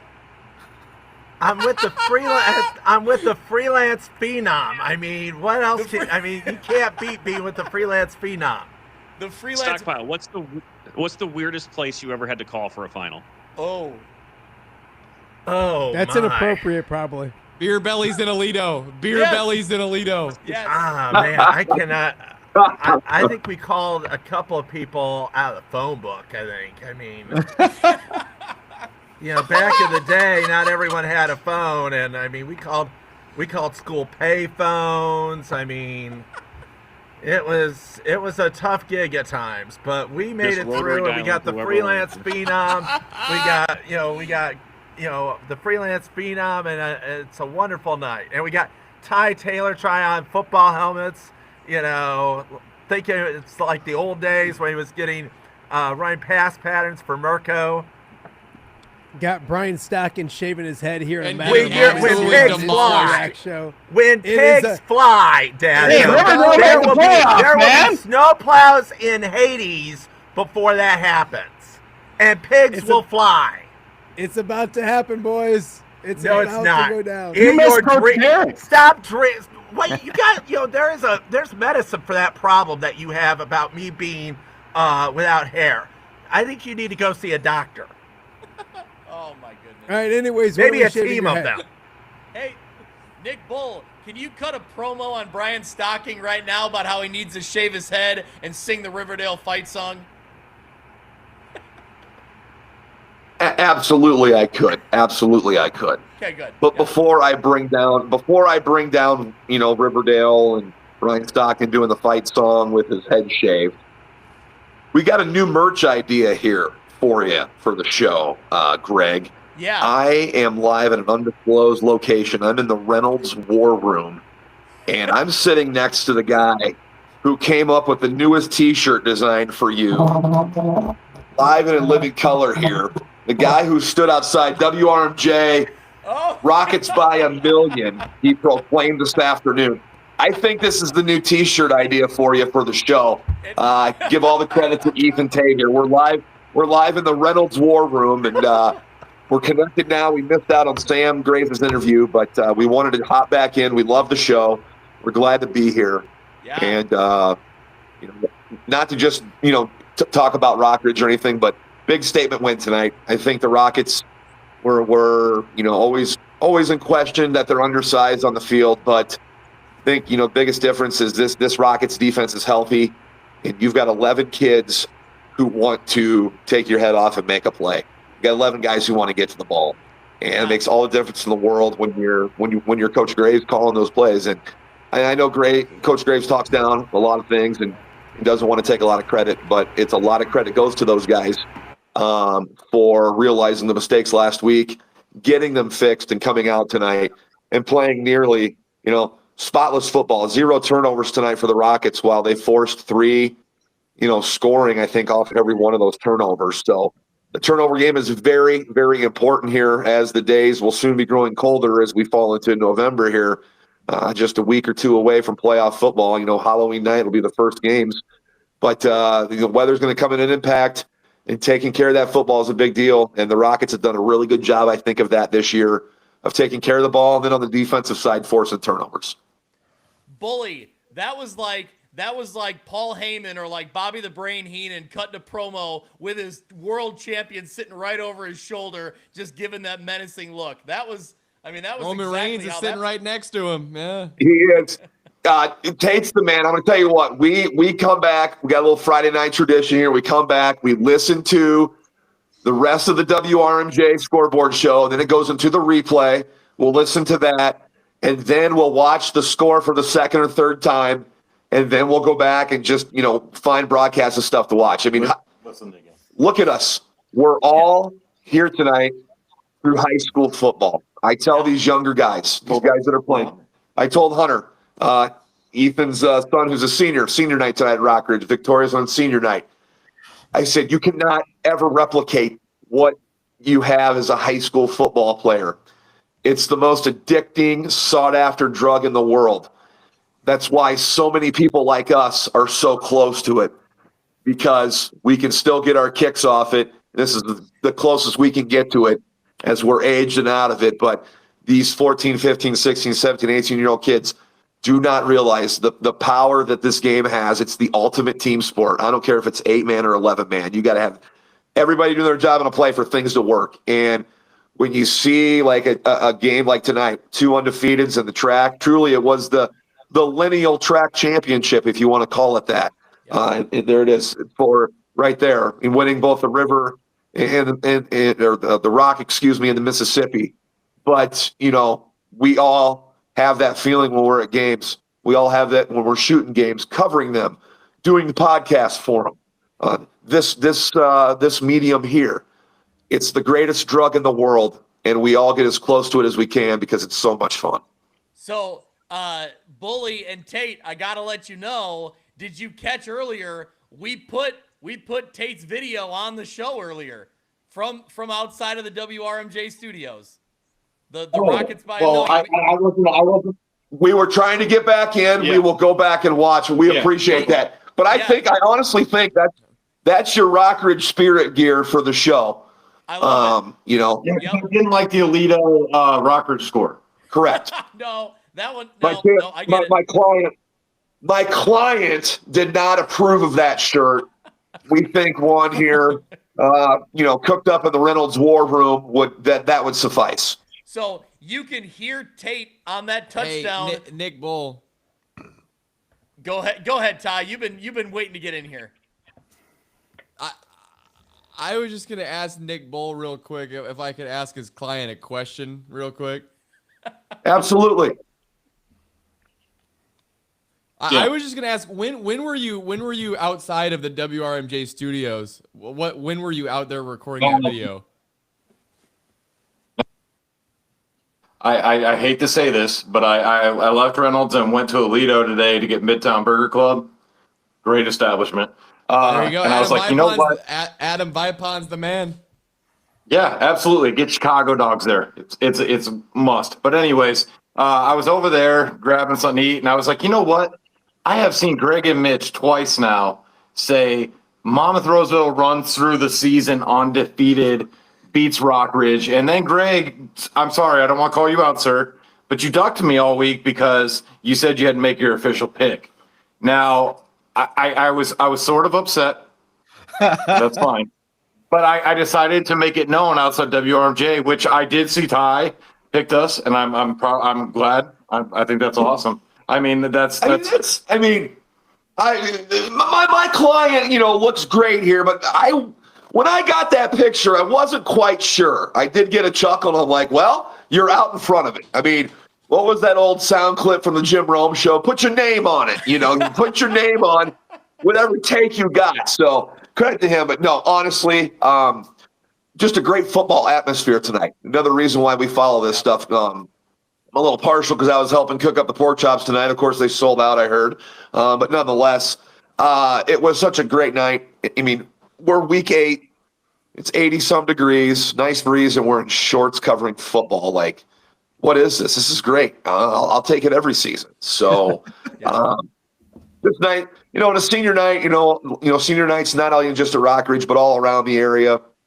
Both sides, all over the place tonight. Of course, celebrating senior night. So thinking of those guys, a lot of guys, this is it for football, and very few will move on to the next level and play at a high level, but nothing replicates high school football.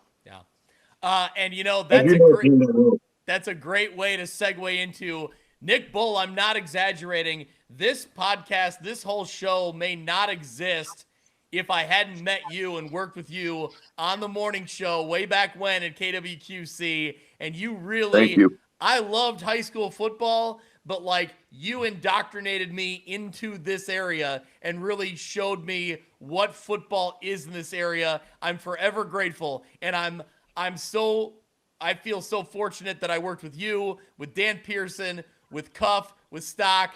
Then later I worked with Matt Randazzo when I started to like him after a while. There wasn't.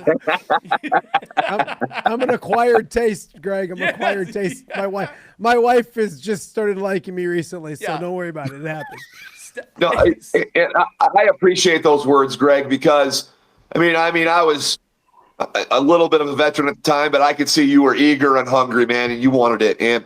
And much props to you and Mitch for doing this and taking this show and really taking off with it. I hear nothing but good things about View from the West around here. And if people have a misconstrued take, I'd be like, come talk to me. I know both those guys, and I know there's no ill will there from anybody. And I'd say the same to Dazzo, man. You've hit the ground running since you've joined the private sector, and you've done a great job. So, I'm glad to have an impact, Greg. Anytime you want us on the show, just let us know so we can make sure the area is secure here. We are in hostile territory, but undisclosed location. We wanted to get on here and sing your guys' praises. Thanks for the rocket love you've given the program this year, and you guys are unbelievable. We'll continue to listen whether we're on or not. Yeah. Hey, Stock, this is just like back in the old days, right? Absolutely. Back in the old days at Channel 6. What was that, Bully? How PG are we here?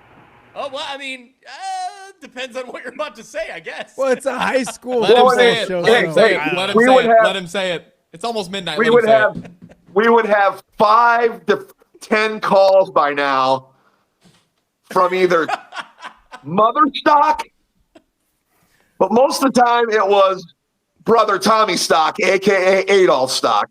Yeah. Well, the phone would ring. Yeah. And it was loud enough to hear. What did he just call him? Quiet, Ty. Let him finish. Let him finish. The phone would ring, Greg, right? The phone would ring. Yep. About this time and of night. Before Brian could get a word out, you could hear Brother Tommy, a.k.a. Adolf, saying, "Where you at, you bitch?" And to hear that, you're taken aback. You got Stock's brother calling him out like, "Where you at?" I had to tell the story. It's a story everybody needs to hear because it's essential. And it would happen every Friday night. Stock, have they called you yet tonight? Are they wondering about your whereabouts? Not yet. Okay. We'll hear the Iowa State fight song soon enough, though. Yep. Oh. Thankfully, they don't listen. Otherwise, I would be getting calls right about now. Oh, that's a classic. That's an all-timer.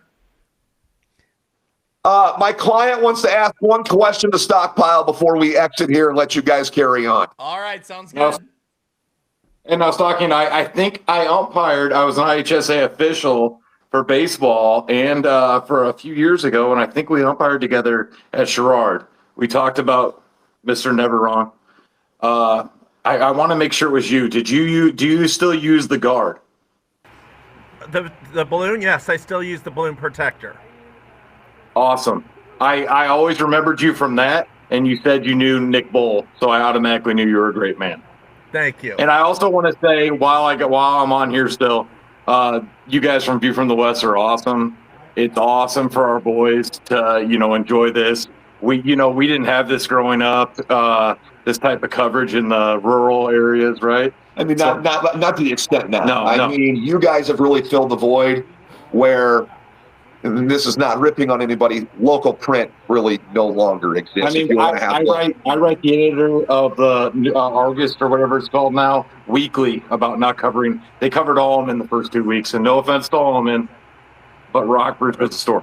But anyways, they're understaffed, and I want to praise you guys. I mean, of course, Cuff and crew at 8, crew at 6, and the crew all you guys who cover us, cover the boys. It's awesome. I know all the boys appreciate it. I want to shout out Owen, Liam Steele, Colin Schweigen. You boys know you're making it happen. I think the difference is we want it.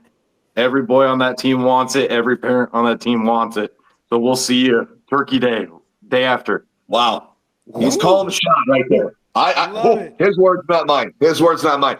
You better cut us off before my client says anything more that it will adjudicate us in the court of law. All right. Sounds good. I'm just thrilled that Dude Love's on the show. Like, this is Rock amazing. 5 million. This is amazing. Oh my gosh. Thanks for putting us over. Yep. This is the Instant Reacts podcast, everybody. Welcome to it. The shenanigans that people mentioned. All right, boys. Hey, we appreciate it. Thanks for all the love. Thanks for jumping on. That was a ton of fun. Absolutely. Love you guys. All right. We'll see you, boys. I'm dying. Greg, I'm dying right now. I knew exactly where it was going, and like Ty wanted to ask the first question, and I'm like, no, you'll have multiple questions. Just let it breathe, young man. Let it breathe. Yep. So we have Brian Stocking in the house. That name kind of sets off a red flag when you hear it, to be honest with you, but Stock. Yes. Okay. If the hair's gonna remain, that's fine. No, it's not. But your Riverdale Rams are in the playoffs, my friend. They're going to the postseason. Stock, I'll ask you a genuine question as a Riverdale alum, as someone who follows high school football as closely as you do, to see your beloved alma mater getting that all-important 5th win. It's been a grind. It's been a long time. What's it mean to you to see it happen tonight? It's really gratifying to see all the respect and all the good words that have been said about Riverdale this past year or two because of the fact that they did have to lay out a year and that they've come back so quickly. And I think that's sort of the amazing thing, is that usually when that happens, you usually have a change in administration or a change in coaching, and that has not happened. Riverdale has stayed the course. They are coached by an alum who bleeds black and gold. And there's a lot of people who maybe graduate from Riverdale, but they don't bleed black and gold. Guy Derks does, and you see that there's no faking that. And he really, truly bleeds black and gold. And the kids have really bought in. So to see that, that's probably the most gratifying thing. And to know that they really had to earn it. You have to earn to get in the playoffs now. In this era, you still have to earn your way.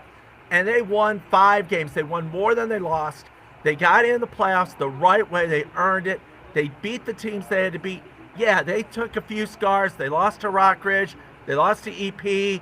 They lost to Newman.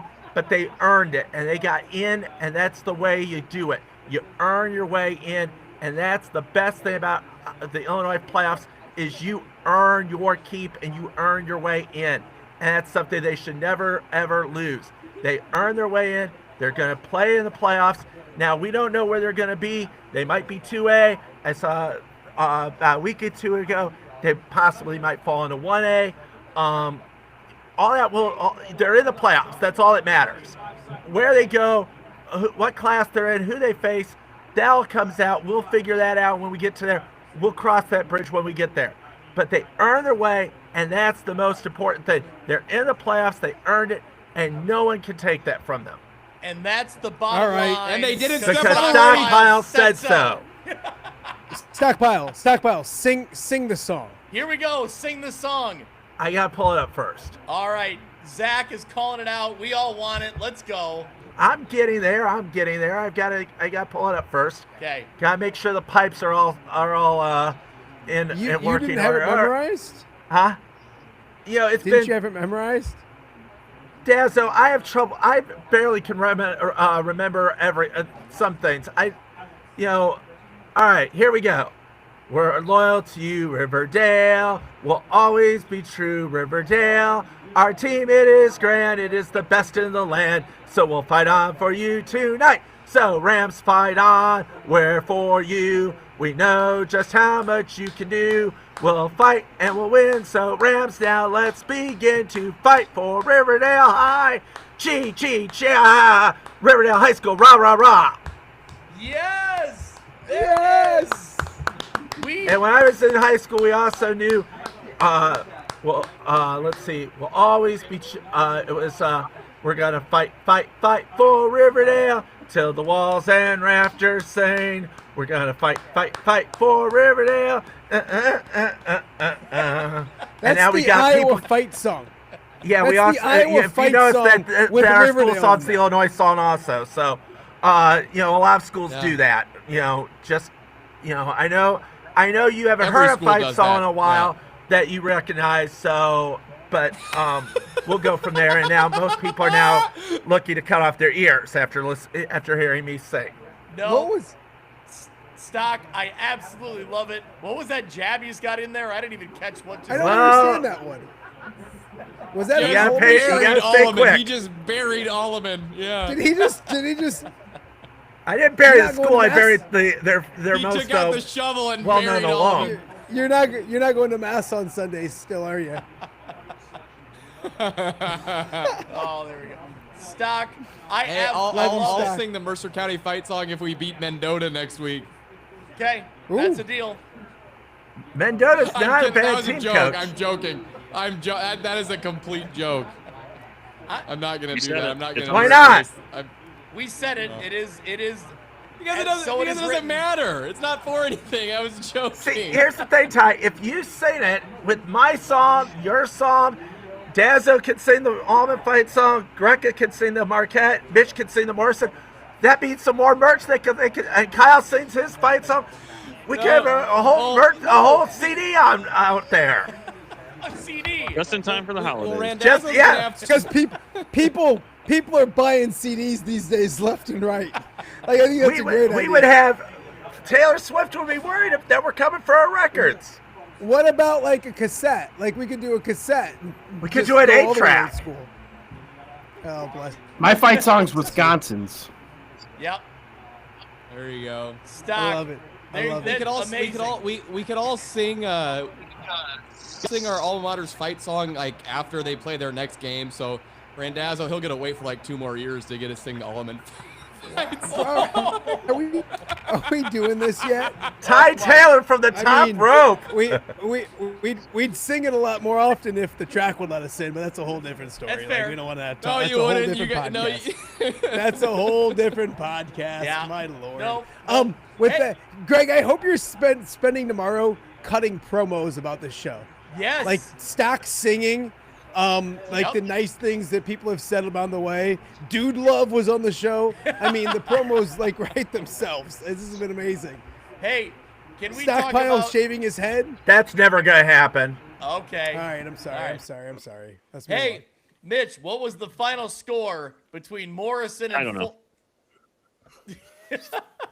You don't even know the final score of the wooden shoe? We talking football now again after however long we've been doing this? Yes, we're back. We're back.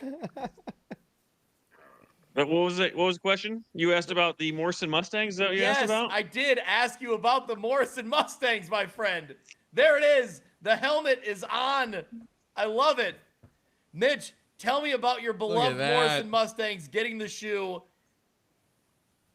You know what? We got a Yeah, little. it was. There it is. Look at that. That's what they're playing for. Beautiful. Look at that thing. Yeah, 31-21 tonight. Morrison got the win. It was back and forth. Really, it was a great game. It sounded like back and forth most of the second half. Morrison pulls away late. Trying to pull up the stats here. Brady Anderson, 134 yards on 17 carries and 2 touchdowns. Quarterback Carson White was 13 of 23 for 193 and 2 touchdowns. So I think that was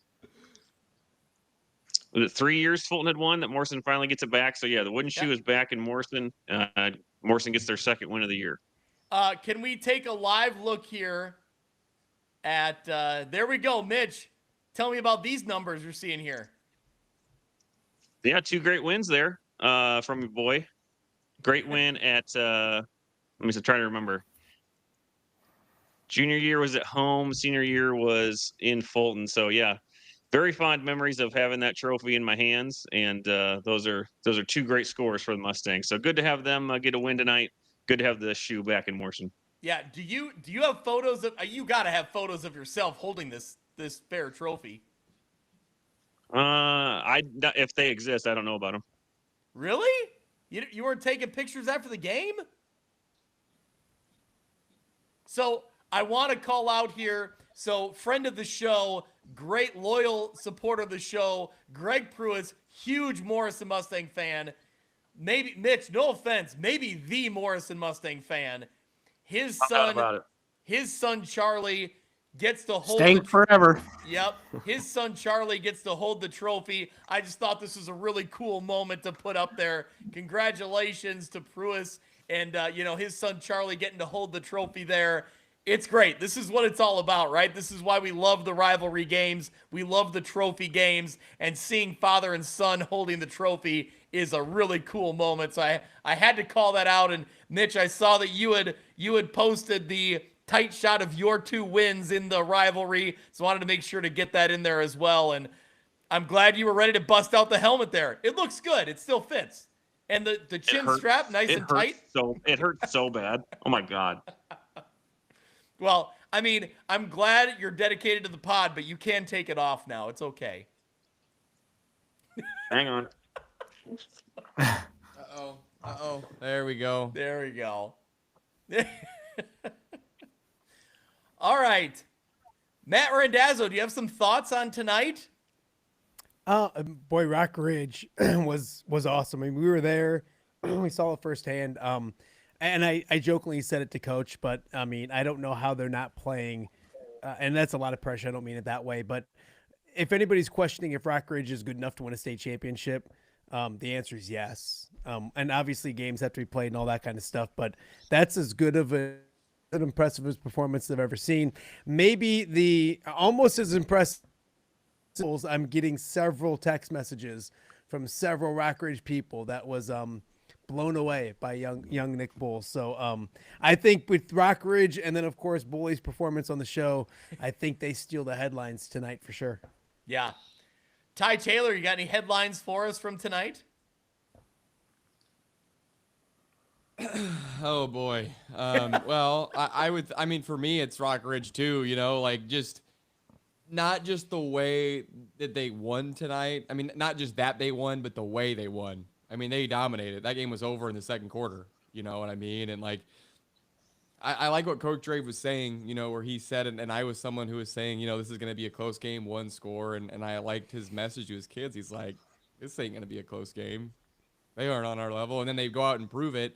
And I know he was really frustrated last week with kind of how they performed. And I don't know, I guess it's as ugly as you could have said winning by 37 points was against Mercer County last week. But I think they really felt annoyed they didn't put their best foot forward in that game last week. And they absolutely played, their best game of the year tonight. Because I think Monmouth Roseville's a great team. I really do.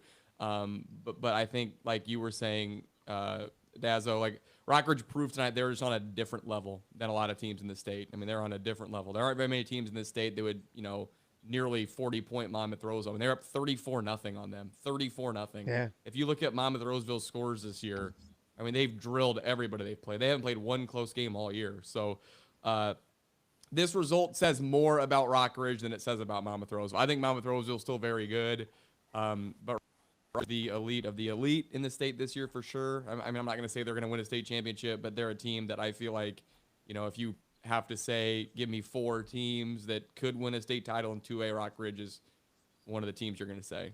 So I'll say great. this real they got quick. a great group of kids, a lot of talent. Yeah.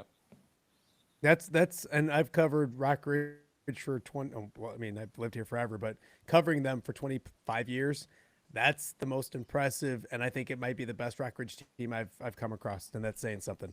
Like, it's a really good football team. Yeah, that does say a lot, and I don't know that you're wrong.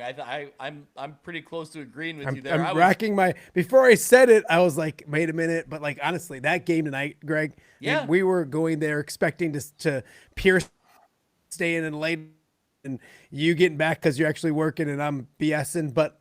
And that didn't happen. Like it was a missed extra point away from a running clock early in the third quarter. And that's just, and then Ty's correct.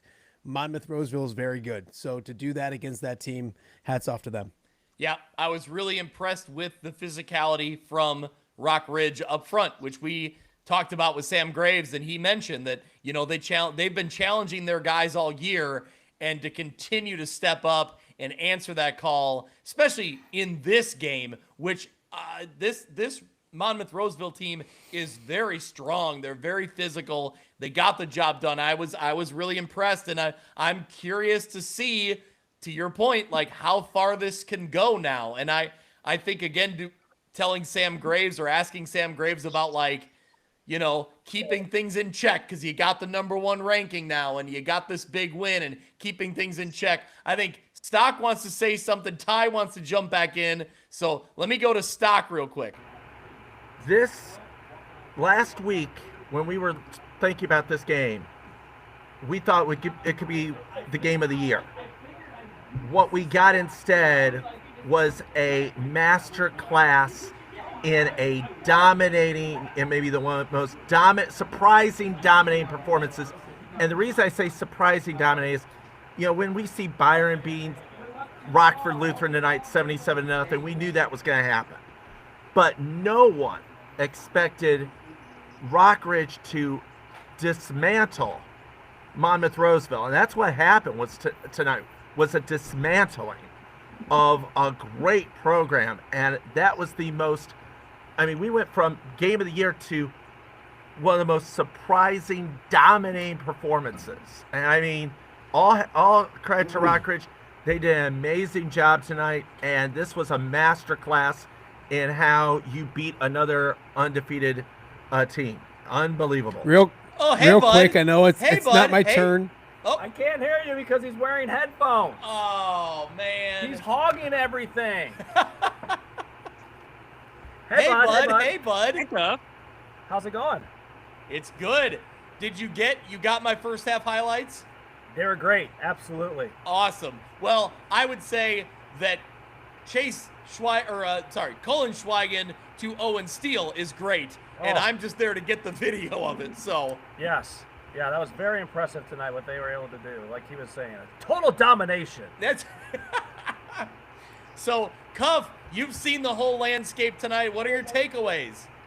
Well, first of all, thoughts and prayers out to the United Township quarterback. He got hurt early in that game. I believe people were talking about a shoulder injury or something like that. So hopefully he is okay.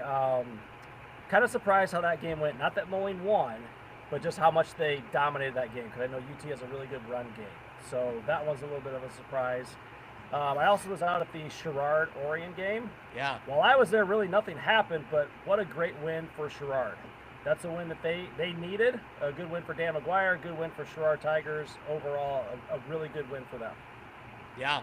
They're ringing the victory bell for a second week in a row. I know, right? Yeah.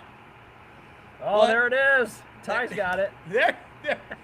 Will it fit, Ty? Does it fit? He's going to try. There it is. Oh, yeah. Like a glove. Like a glove. I love it.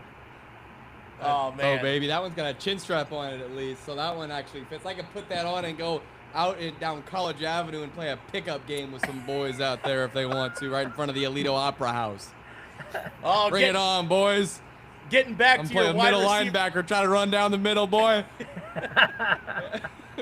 Getting back to your old wide receiver one, days. And I don't run slants. I don't run posts. Nope, not going over the middle. I'll run an out route to the sideline, little fade stop maybe, where I can get out of bounds. No slants. There you go. And I'll let you guys know that when Stocky was singing, I did get video, so you will all be getting it. I love it. Great. Yes. That'd be great. It will make the rounds on social media, Stock, no doubt about it. Yep. You give the people what they want. That's what we do here on the Instant Reacts podcast. That's right. So Coach Guy Derks, he's gonna see it. He's gonna love it too, Brian. Coach Guy Derks will love it. Yep. He'll love it. So all right, I'm gonna give Brian these back so he can go ahead and yell at you guys some more. All right, sounds good. See ya. Sounds good. See you, Cuff. See you, bud. So Can we talk about it? Can we talk about an NUIC record tonight? Yeah, absolutely. Let's get into it. I don't know how many rushing yards he'll come out to because some of these were shorter runs. But Kyle, the floor is yours to announce your newest record holder. So, what I found out, 318 yards, 8 touchdowns. Aiden Wild sets the single helmet. game NUIC record, 8 touchdowns. Unbelievable. Wow. You know how, and not taking away, not to switch gears on that, but that like EPC was up against it in that game, and they kept fighting. Like I don't know if that's a credit to EPC or if there's maybe holes in Lena Winslow's defense, but man, that game was nuts in the second half. They just kept scoring. But credit to EPC for not backing down and fighting all the way to the final whistle. But when you got 318 yards and 8 touchdowns coming at you, that's quite the load to try and stop. So, yeah, congrats to Aiden Wild. He's going to get a helmet. There's no way around that. We had some great performances this week, but 318 and 8. That's I'm not going to ignore that whatsoever. No. Yeah. No, you can't. I mean, it was just unbelievable performance, no doubt about it. I mean, we've had who do we have? Hunter Hoffman, Austin Guy, and Cooper Hoffman were all at a tie with 7 touchdowns. And Wild comes in and breaks them all. How many did Ormiston have in the title game? Did he have 6 or 7? He had 6. 6, okay. Yep. That was a hell of a performance by Sean, too. Yeah. Yeah. Wow. It was funny. So Mitch and I were texting back and forth earlier, and Mitch made the comment about it's going to be another really hard week to pick a player of the week. And then Wild had 5 at the time. Wild had 5 at the time I said that. I know. And then I know that's what I'm saying. And then all of a sudden you said, oh, never mind. Aiden Wild has 8 touchdowns. So I don't want to give anything away. I don't want to spoil anything here at, 12 You just after did. midnight. But, maybe I just did. So There were great performances. I think Landon Carnegie had 7 touchdowns tonight. Yeah. He at least had 6. And just another dominant win for Dixon. Casey Etheridge, I don't know his yardage. I know he had 5 touchdowns. So yeah, it was, once we kind of get the numbers to roll in, we'll probably see some more similar results like that. But I really doubt we'll see anything like 318 and 8 touchdowns. Hey, shout out to Shimdog, too. I mean, he was at the game, got me the picture of Wild to put up on social media. Just, Zach, good job, man. Had videos of most of his runs. yes, exactly. We love it. Thank you, Shimdog. We appreciate it. Stock, what do you got? Ty Taylor tweeted after the game that Casey Etheridge had 217 rushing yards and 5 touchdowns. Never heard of him. I don't follow him. Well, you should, even though he's trying to be the new Lee Corso because he's putting on helmets like Corso used to put on mascot heads. It is a nice I'll be addition running to for the public show. office one day. Can I hop in with Greg took a beating with picking Rockridge. I guess I did too. I don't remember. No, I picked, I'm I picked picking Monmouth Roseville. Yeah, Roseville. yeah. I guess I did too. I do want to share. Stockpile texted me last evening. And he said Stockpile says Monmouth Roseville 30, Rockridge 28. Oh, okay. So I'm glad Stockpile as well picked against Rockridge and had Monmouth Roseville winning this one as well. But I also picked Moline 27-22 over UT. So, like Jimmy the Greek, I redeemed myself. Not to the Rockridge faithful, my friend. No. Not to the Rockridge faithful. Well, maybe if I would have picked them, they might have lost. I mean, maybe that was the That's true. Sometimes Jimmy the Greek picked against teams and they won, and then when he picked them, they lost. So, there's always that. So that could be. That could be. Yeah. Ty, you're holding your finger up. I don't know if you want to say something. You could just go ahead. Which finger is it? I don't. Well, no, I it's was not. just gonna. I was just gonna say to. I was just gonna say to Stocking, stay out of Illinois City after picking against the Rockets, buddy. You won't like what happens to you over there. I'm in trouble. I already had guys showing up at WRMJ today saying Rockets by 1,000,000, so I know I'm already in trouble. So I was hearing it in the highlights as I'm shooting video, getting the harassment. So. And most importantly, now you're a game behind You guys in want the to update pick-em, from the and Alito now it's down to McDonald's? Ty and I in week 9. Yeah, so here we go. So I'm pretty much, I would say, I don't know what the games are next week, but that game probably cost me a WRMJ View from the West Pick'em title. Well, we still got the playoffs though. Don't forget we got the playoffs. Okay. So you got a few weeks left still to try to make it up. Did Yeah. we do playoffs last year? We did. I don't remember us doing playoffs. We did. Yes. Is We Dazzo did, going to we did. complain that he's not in the WRMJ playoff pool? He has already. Thanks Yes, for he bringing has it up. already. Give him time. Thanks for bringing. He thanks for bringing does it to back me. up, Stock. He does to me every week. But it's like I'm just always so intimidated to like even talk to him. Like I can't believe I even have his phone number because he's so famous. Like I don't want to bother him. You know what I mean? Don't you try to kiss butt right now, young man. You already threw the old Pioneers under the bus just a couple minutes ago. So don't you try to play nice to me I now. can do it because all my right? dad. I can do it because my dad's an alum. That makes sense. All right, never mind. Proceed. Okay. And you know what? Greg? I'm halfway. Yeah. I don't think Greg's out of it, and I don't know that it'll be me and Ty because like there are good games to the track next week. You've got Orion at Kewanee, Merco at Mendota, EP at Princeton, which could get interesting, Riverdale at Sherrard, which could be interesting, Newman at Monrose, there's another one, and Rockridge at Hall. So I think there is still some opportunity here to make up some ground. That's an interesting week. Dazzo, I want to see you try to put on that Alleman helmet. Everybody else has put on a helmet tonight. Hey, Greg. Stuff them ears in there, Dazzo. I was gonna say, have you seen these ears? They're not going anywhere. I don't know if I could get a ear in here, like just one, not more or less two. But yeah, we'll give that a shot one of these days, but not tonight. Not tonight. I mean, if it wasn't already like 2 o'clock in the morning, what are we looking at now, boys? Yeah. Yep. I think we're done. I think we're wrapping this thing up. Kyle, do you have any final thoughts? I don't know if I went to you yet on your kind of overall takeaways tonight. I was going to say my takeaways, obviously, big win for Stockton. They got the lead with 1:04 left in the game to put it away. Obviously, Aiden Wild with the big night. Big day tomorrow or later today now for Forreston as they got to go down to Leroy. They have to come away with this win, in my opinion. Obviously, Morrison turned the tides, getting the shoe back in Morrison with that win over Fulton. And, EPC had a big night, too, despite losing to Lena Winslow, but they did put up some good fight. And I see somebody on here was already commenting, EPC Rockridge first-round game would be a good one. I don't know. We saw that first round last year, and I picked that one wrong. And Rockridge honestly looks a lot better this year than they did last year, too. So, big night overall. Stock is holding up the almighty pen. Uh-oh. Stock, we said we were done. We said that'll about do it. I read the bylaw. I read the 10-page thing that was put out by Roxana. Ah, yes.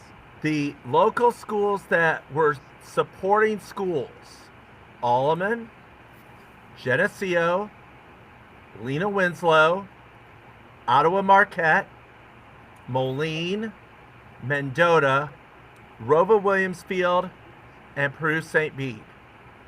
I do not like this proposal. I don't think it's that good, and I hope it does not pass.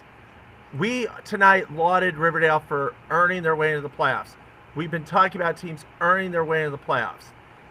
According to Steve Susi, if you use last year's teams and put them into this with this playoff, 23 teams with a 2-7 record would have made the playoffs, and that is just that's not the high school football playoffs. And there was a couple other things. Besides moving up the schedule a week, you would replace. Mitch has talked about the drive for 5. We would replace the drive for 5 with the drive for 3.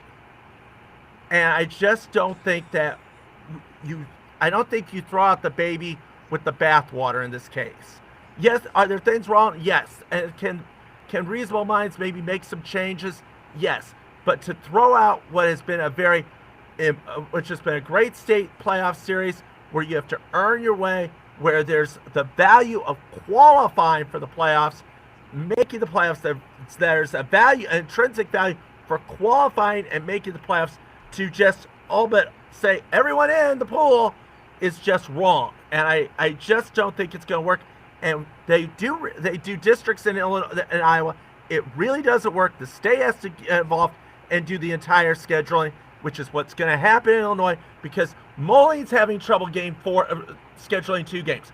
You think it's going to be easy for them to schedule 4? It's going to be impossible. And what happens next year if they put this in with the Assumption Geneseo game? Because Assumption and Geneseo are supposed to meet next year in Assumption week 2, and now you're going to be throwing them under the bus. And we've talked a lot about, hey, maybe it would be great to have the old Metro days of Iowa versus Illinois, Bettendorf versus Geneseo, Moline versus Rocky versus Central, Moline versus PV. You're not going to have that, because with the new schedule, if this comes into effect next year, Illinois is going to be on 20, 26, 27 plane, and Iowa's going to be on 25, 26 plane. And they're not going to schedule games where they're not knowing what the next 2 years are going to bring. So you would virtually kill any hopes of having cross-river rivals, which we talked about in week 2 and lauded Assumption and Geneseo for doing that. So there's a lot that I do not like with this proposal, and I wanted to get that out there because it was talked about this week, but I wanted to get it out there. Wow. That was a lot.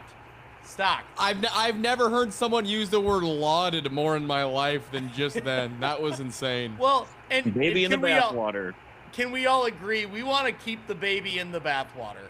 We do. Always keep the baby in the bathwater. Never throw them out. Yeah. No, that's one thing that we can all agree on. We don't want to throw babies at all, really. And so.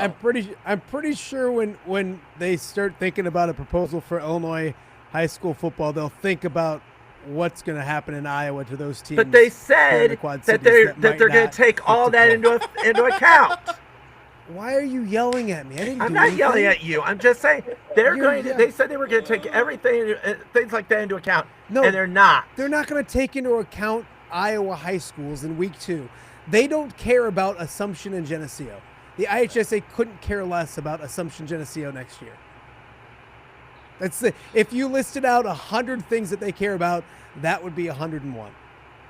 Well, but anything you Stock. I appreciate your input, and I feel like there are a lot of people that feel the exact same as you. I will say that this proposal from Roxana is much more well thought out and much more well positioned than in previous proposals. You mean like the cockamamie one they put out a couple of years ago? Yeah, like that. Yeah, like that. Wow. Yeah. Coming in hot here at 12:30 at night. 1:30 on the East Coast, right, Mitch? That's correct. That's correct. Yes. So, Stock, I will say I love your passion. I don't think we have another hour to get into this discussion. Yeah. But I appreciate that is exactly what I was gonna say. I gave the abridged version. And Stocking begins a new talking point that we could have for frickin' 3 hours if we wanted to. How about we do this? We just leave this. We just leave this run. Anyone else can log out if they want, and the listeners can just listen to Stock go off about the postseason proposal. I mean, I gave the abridged version. Okay. That key. I'd stay in here. No. Okay. I will. Stock. We'll get you in maybe next week when we find out what the regions look like, the proposed mock-up regions. Maybe Mitch and I will bring you in. We'll have some fun with it. Ooh. Mitch is fiddling around with his like. high school football helmet here. So Trying to get these 20-year-old pads back in. That ain't gonna work.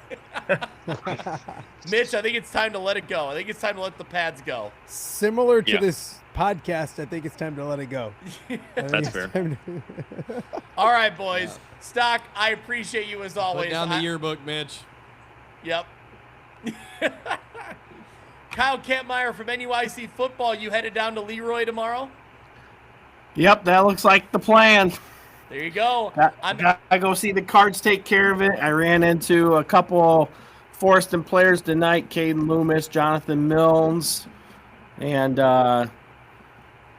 another one, Zachary. And, yeah, they were asking if I was going to make a trip down, so they were pumped when I said I'm thinking about it. So I guess I got to make their dreams come true. They need to see me, I guess. There you go. It wasn't originally on my card, but I think tomorrow I'm headed out to Sterling Newman. I'm going to catch a little Newman Kewanee, get some highlights there. Obviously, Newman comes in as a pretty significant favorite, especially at home on a Saturday afternoon, but I'm going to head out there, get some highlights. So, Stock's pointing his pen again. Here we go. No, don't do it. Don't do it. I was just going to ask, are you going to go up to, I was going to ask if you were going to go to Ottawa Marquette, because Knoxville, Ottawa Marquette, winner is playoff eligible. They're both 4-3. I know I did. That was something I considered, but I did. I talked to Cuff, and Cuff was looking for a little assistance for WQAD, so I'm going to go get some highlights for them out in Marquette wins that one anyway. There you go. Hey, I like that. I like that. Newman has won 13 straight Saturday regular season games. That's the stockpile gold we like. All right. Final thoughts, Dazzo. You got to go up to Iowa City tomorrow morning?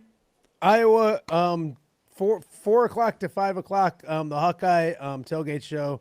Have a listen, and good night, everybody. All right. So or good long, morning, everybody. Yeah. Ty Taylor, thanks for being here. Appreciate it, buddy. Thank you for having me. It's always good. Maybe y'all join in from the car ride home from Mendota next week. Oh, the road trip to Mendota. There you go. How jealous are you guys of me? Hey, Mitch, you wanna stay up like till 3, 4 a.m. or what's your thoughts here? No, I don't. I'm going to try and manifest Rock Ridge Farmington 2 in the playoffs this year. I think that'll be fun if we can get there. 2A North will be tough, but for my money, those are the two best teams in 2A. So yeah, that's all I got. Next week will be big. Then we're talking playoff preview show next weekend. Oh my gosh. Kyle, give a quick plug before we go. Give a quick plug. The playoff preview show hosted by NUIC Football. Then we got to get out of here. All right, yeah, we're going to be live on YouTube on NUIC Football October 25th, 6:30 p.m. Tune in. We're going to have a great bunch of guys, including Greg Armstrong. Mitch is going to be working behind the scenes for us, doing what he loves to do with graphics and whatnot. We'll be joined by Orangeville assistant football coach Jay Doyle, along with IFA's Joe Murdian. It's going to be a lot of fun. We're going to talk IFA through Class 3A. We're also got a conglomerate of coaches from around the state that are going to be joining us on the show. Greg's going to help engineer that as well, which is going to be a ton of fun. And yeah, definitely looking forward to it. You know, we've had a great following the last couple of years with it, and adding coaches to it's just going to make it that much more in depth and involved. And I'm excited, man. Yeah, I can't wait. It's, I think, my 4th or 5th year going up to your place for the show. Yeah, I think this is year 5, buddy. That's awesome. I love it. So yeah, to anyone listening to this show, please plan on listening, watching the live playoff preview show with NUIC football. We'll get the link sent out. We'll get all that posted. And Ty Taylor's got his own WRMJ preview show on that Saturday night as well when the brackets are released. So listen to that one as well. And it's going to... Did they release super late, like 8 o'clock? Is it 8? Yeah. Yeah, the pairing show starts at 9 on IHSA, so that seems like it's later than normal. Last year it released at 8:03 is when Class 1A released, and okay. it was like every 3 minutes after. Yeah. Yep. Well, it's going to be a ton of fun. Thank you to everyone who listens along. Stock, Dazzo, Ty Taylor, Kyle Kampmeyer, Mitch. Mitch, we'll be back in a couple days, getting back into week 9, and honestly, looking ahead at the playoffs because we got 1 week left. So, talking with Kyle on Sunday. Like this yes. show don't stop. Yes, we are. Kyle has a show that we're going to jump in on as well. So we never stop podcasting. We're over like 8 hours of podcasting, I think, this week alone. So we might answer some of Stock's questions or at least highlight some of his thoughts anyway. There we go. All right, boys. Thank you so much for jumping in. Thank you to everyone who listens along. This is a ton of fun. I love kind of the local high school football community that we're building here. It's what it's all about. We will talk some of us will talk again on Sunday. Mitch, we'll be back on Tuesday.